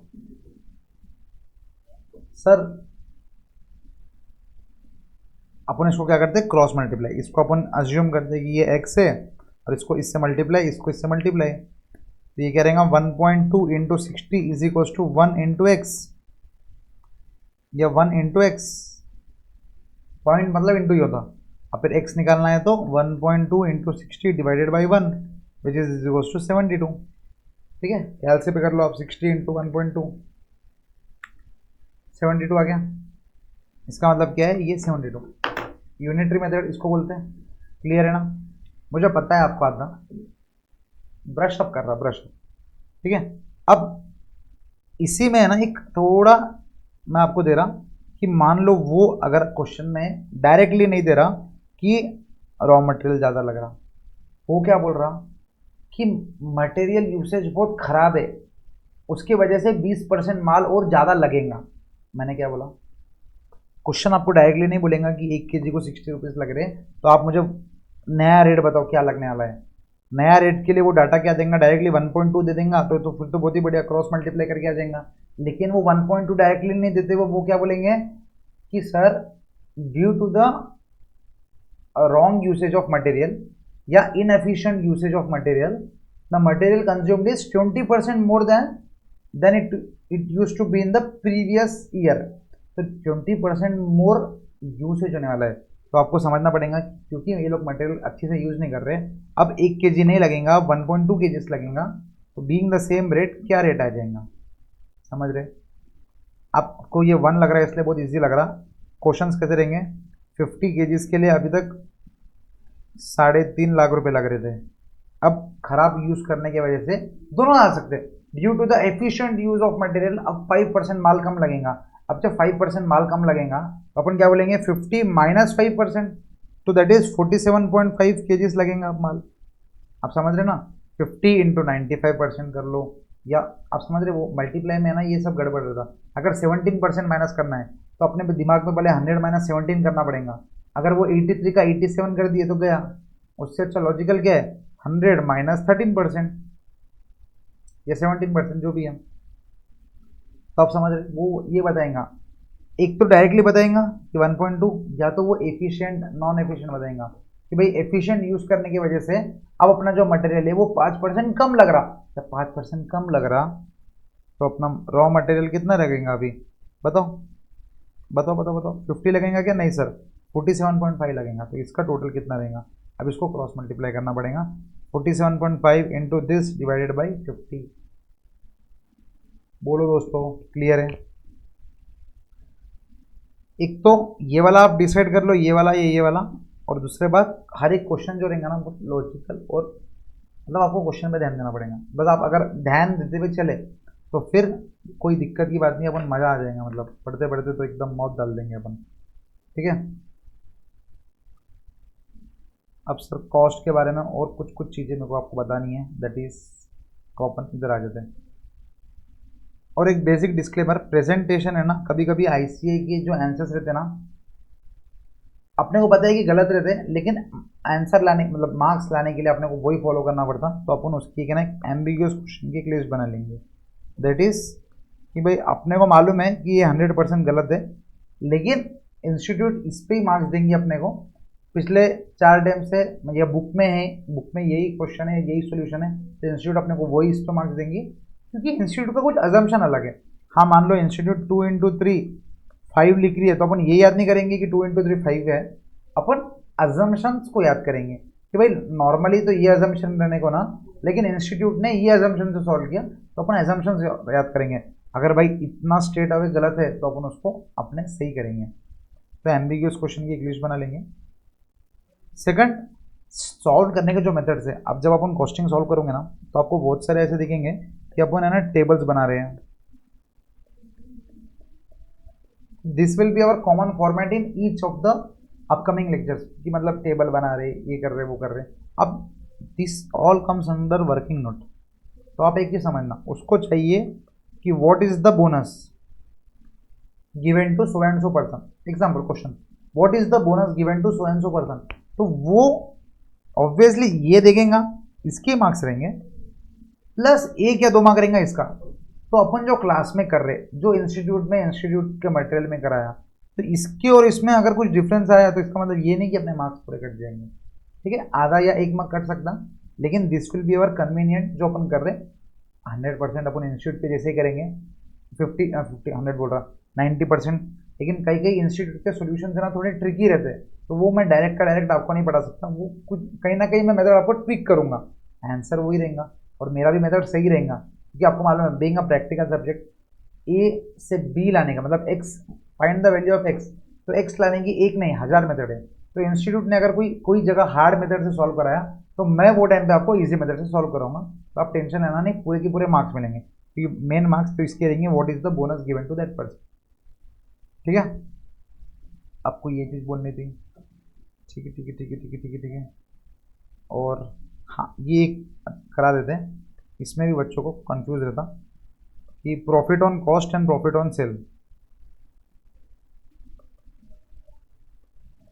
profit on cost comma sales, मतलब सर अगर क्वेश्चन में दिया कि सेल्स पे 25% कमा रहे हैं तो कॉस्ट पे कितना कमा रहे हैं, ये सर हाँ सर ये तो हमको हमेशा से कंफ्यूज होता, ये बता दो। तो आपको लॉजिकली क्या करना बताइएगा। अगर क्वेश्चन में आया, क्वेश्चन नंबर 1, क्वेश्चन में आया कि he is earning 25% on cost, 25% on cost, तो आपको जिस परसेंट पे दिया है ना, मतलब मान लो कॉस्ट पे दिया है तो कॉस्ट को 100 मानना है, कॉस्ट को अपन 100 मान लेंगे। अब लॉजिकली क्या रहेगा, कॉस्ट माइनस ये क्या है 25% ऑन कॉस्ट क्या है, ऑब्वियसली दिस इज प्रॉफिट। हाँ ये मत बोलना। तो profit on cost profit on sales, 25% on cost मतलब 25% कॉस्ट पे कमा रहा, तो कॉस्ट अगर 100 है, जिसके ऊपर भी दिया है ना उसको 100 मानना, तो फिर obviously cost plus profit is equals to sales. ये तो अपना पेटेंट स्टेटमेंट है ना, इसको तो आप नहीं भूलोगे ना कभी। सेल्स, तो उसने बोला 25% ऑन कॉस्ट, अब कॉस्ट को अपन ने 100 मान लिया, तो प्रॉफिट क्या रहेगा 100 इंटू 25%, दैट इज 25। तो सेल्स ऑटोमेटिकली क्या आएगा बताओ, सेल्स ऑटोमेटिकली सर 120। अब 125। अब एक चीज समझो, 25% ऑन कॉस्ट कैसा आया था, that is profit 25% on cost कैसे आया था, सेल्स कैसे आएगा। सर कॉस्ट आया था प्रॉफिट, सर कॉस्ट आया था प्रॉफिट अपॉन कॉस्ट, सेल्स आया, सेल्स क्या आएगा प्रॉफिट अपॉन सेल्स, या उसको एक बार का रहने दो, कॉस्ट कॉस्ट का निकालते खाली, हैंडराइटिंग, प्रॉफिट अपॉन कॉस्ट। 25% कैसे आया अपन, मैं आपको बता रहा, प्रॉफिट अपॉन कॉस्ट, प्रॉफिट कितना है 25 अपॉन कॉस्ट इज 100। तो आप कैलकुलेटर पे 25 डिवाइडेड बाई 100, परसेंट मत करना, परसेंट दबाना मत बोलना, 25 डिवाइडेड बाई 100%, तो आया आपको 25%। सेल्स में अगर क्वेश्चन में देखो ये कब कमा था, क्वेश्चन में दिया है कि 25% ऑन कॉस्ट प्रॉफिट कमा रहे हैं, लेकिन कॉस्ट का कुछ डिटेल नहीं देते हुए सेल्स का डिटेल दिया है, तो सेल्स पे अपने को जितना 25% ऑन कॉस्ट है तो क्या सेल्स पे भी 25% रहेगा। हाँ अरे नहीं भाई ऐसा नहीं रहता, उल्ट अलग रहता, थोड़ा अलग क्या रहता, देखो कॉस्ट पे अपन 25 कमा रहे 25%, अब सेल्स पे देखो कितना कमाएंगे, सेल्स कितना है सर 125, तो प्रॉफिट सेल्स पे क्या रहेगा हमेशा ध्यान रखो, जैसे cost is equals to cost percentage is profit upon cost, तो sales is profit upon sales, this is nothing but 25 upon 125 which is equals to, उठाओ क्या से 25 डिवाइडेड बाई 125%, सर ये तो 20 आ रहा। जी हाँ, मतलब क्या है इसका मतलब, अगर अपन कॉस्ट पे 25% कमा रहे प्रॉफिट, तो सेल्स पे अपन 20% कमा रहे हैं। Okay sir, okay okay. Question number 2 example, ठीक है, सीख रहे अपन अभी। अगर मैंने बोला कि 15% ऑन कॉस्ट कमा रहे, सबसे पहले जो भी जिस परसेंट पे कॉस्ट दिया है, मतलब जिस वर्ड पे परसेंटेज दिया है उसको 100 मान लो, तो अपन यहाँ पर क्या मान लेंगे, कॉस्ट को 100, 15% ऑन कॉस्ट प्रॉफिट है तो कॉस्ट प्लस प्रॉफिट, 15% मतलब 15, तो सेल्स कितना हो गया बताओ 115। अब कॉस्ट का परसेंटेज कैसे निकालेंगे, profit upon cost, that is 15 upon 100 is 15%। Sales का परसेंटेज कैसे निकालेंगे, प्रॉफिट अपॉन सेल्स। लॉजिकल दोस्तों, तो प्रॉफिट कितना है सर 100, सॉरी प्रॉफिट तो 15 ही है, सेल्स कितना है 115, उठाओ 15 डिवाइड बाई 115%, क्योंकि अपन को परसेंटेज निकालना है। तो सर उसका आंसर आ गया 13.043%। समझ रहा सर? एक लास्ट, अगर क्वेश्चन नंबर 3 दिया है कि 20% ऑन सेल्स, तो देखो अब भी अपन ने क्या देखा, 20% ऑन सेल्स है तो 25% ऑन कॉस्ट रहेगा। अपन लॉजिकल लगा लेते, सही आने को ना अपना। तो अगर 20% ऑन सेल्स है तो मैंने क्या बोला, जिसका डेटा दिया है, जिसका नाम दिया है उसको 100 मानेंगे। तो यहां पर अपन सेल्स को 100 मान लेंगे। हाँ, अब देखो सेल्स कैसे आता है सर, प्रॉफिट ऐड करने के बाद कॉस्ट में। तो कॉस्ट कैसे आएगा, सेल्स में से प्रॉफिट लेस करने के बाद। तो यहां पर अपन क्या करेंगे, प्रॉफिट को लेस करेंगे। 20% ऑन सेल्स मतलब 20% ऑफ 100 दैट इज 20। तो क्या आएगा दोस्तों, कॉस्ट। कॉस्ट कितना आ गया 80। अब अपना दिमाग, कॉस्ट परसेंटेज कैसा लगेगा बताओ, profit upon cost. Sir profit कितना है 20, कॉस्ट कितना है 80। उठाओ कैलसी, 20 डिवाइडेड बाई 80 परसेंटेज आया 25%। 20 डिवाइडेड बाई 80, क्योंकि अपन परसेंटेज में निकाल रहे हैं तो 20 डिवाइडेड बाई 80 परसेंटेज। और सर अगर प्रॉफिट निकालना है, प्रॉफिट परसेंटेज, तो निकाल लेंगे, क्या है भाई, मतलब सॉरी सेल्स निकालना है, सेल्स परसेंटेज निकालना है। वो तो दिया ही था क्वेश्चन में, फिर भी निकाल लो। प्रॉफिट अपॉन सेल्स, प्रॉफिट कितना है सर 20 डिवाइडेड बाई सेल्स कितना है 100। उठाओ कैलसी, 20 divided by 100 percentage is 20%। Clear, logical. जिस पे परसेंटेज दिया है उसको 100 मानना। और अगर देखो कॉस्ट पे दिया है तो कॉस्ट प्लस प्रॉफिट सेल्स, और अगर सेल्स भी दिया है तो सेल्स माइनस प्रॉफिट कॉस्ट, एकदम लॉजिकल। एंड इसी के साथ ये भी कंप्लीट। तो सर ये तीनों चीजों में आपने एक चीज नोटिस की क्या, percent profit on cost is always greater than sales.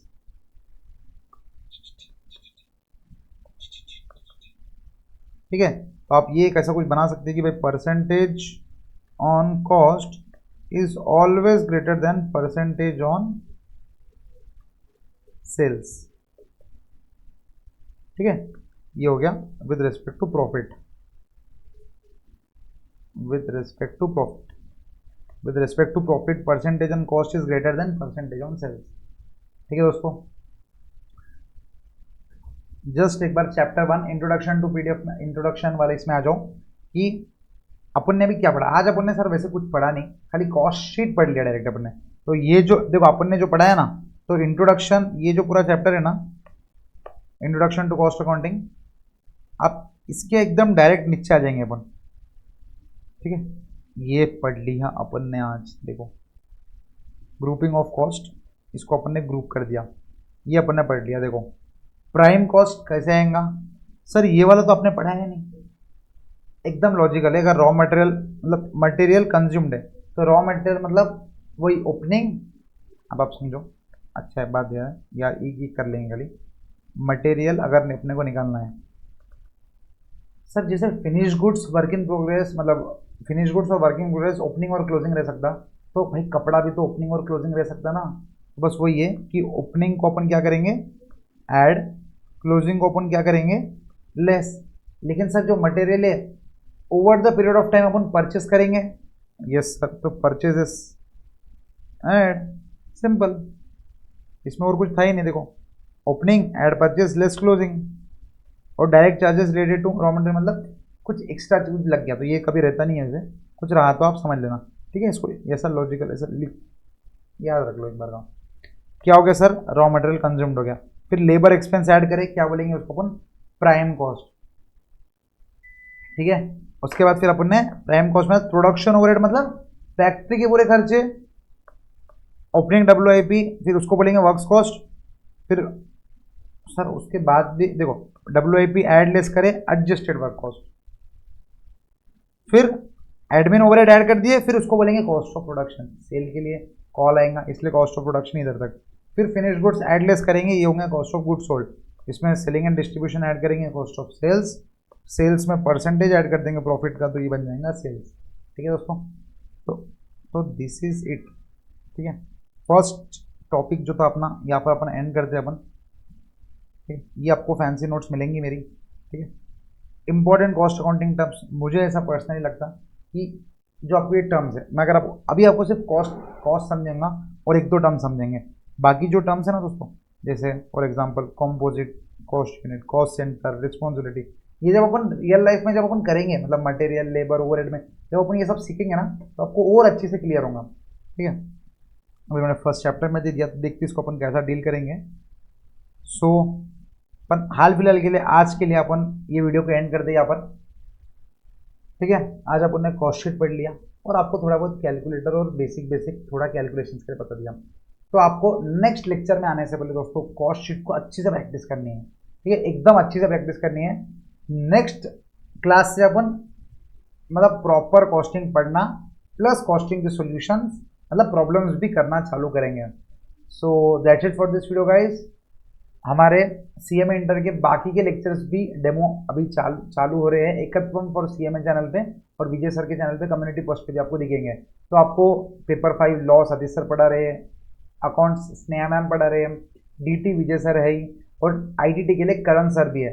तो ग्रुप 1 आपका एकदम जोरदार करेंगे, इसकी गारंटी हमारी है। तो आपको क्या करना है, आप अभी डेमो देख लो, फिर और कुछ भी डाउट्स आया तो कमेंट सेक्शन पे, कमेंट सेक्शन पे नहीं कमेंट करना है। तो this is my email ID askpranasar@gmail.com। Related to sales doubt है तो मैंने हमने एक वीडियो बना दिया कि आपको कौन सा लेक्चर कहाँ से परचेस करना है। आपको एकत्वम की वेबसाइट से भी परचेस कर सकते हैं या विजय सर के चैनल पे हमने एक प्रॉपर डिटेल वीडियो डाला कि सेल्स टीम का नंबर ये है और टेक्निकल टीम का नंबर ये है। आप वो वीडियो एक बार रेफर कर सकते हो। ठीक है, और पढ़ाई से रिलेटेड डाउट है तो ये ईमेल आईडी आपके लिए हमेशा अवेलेबल है। So that's it for this video guys, मिलते हैं नेक्स्ट वीडियो में, बाय।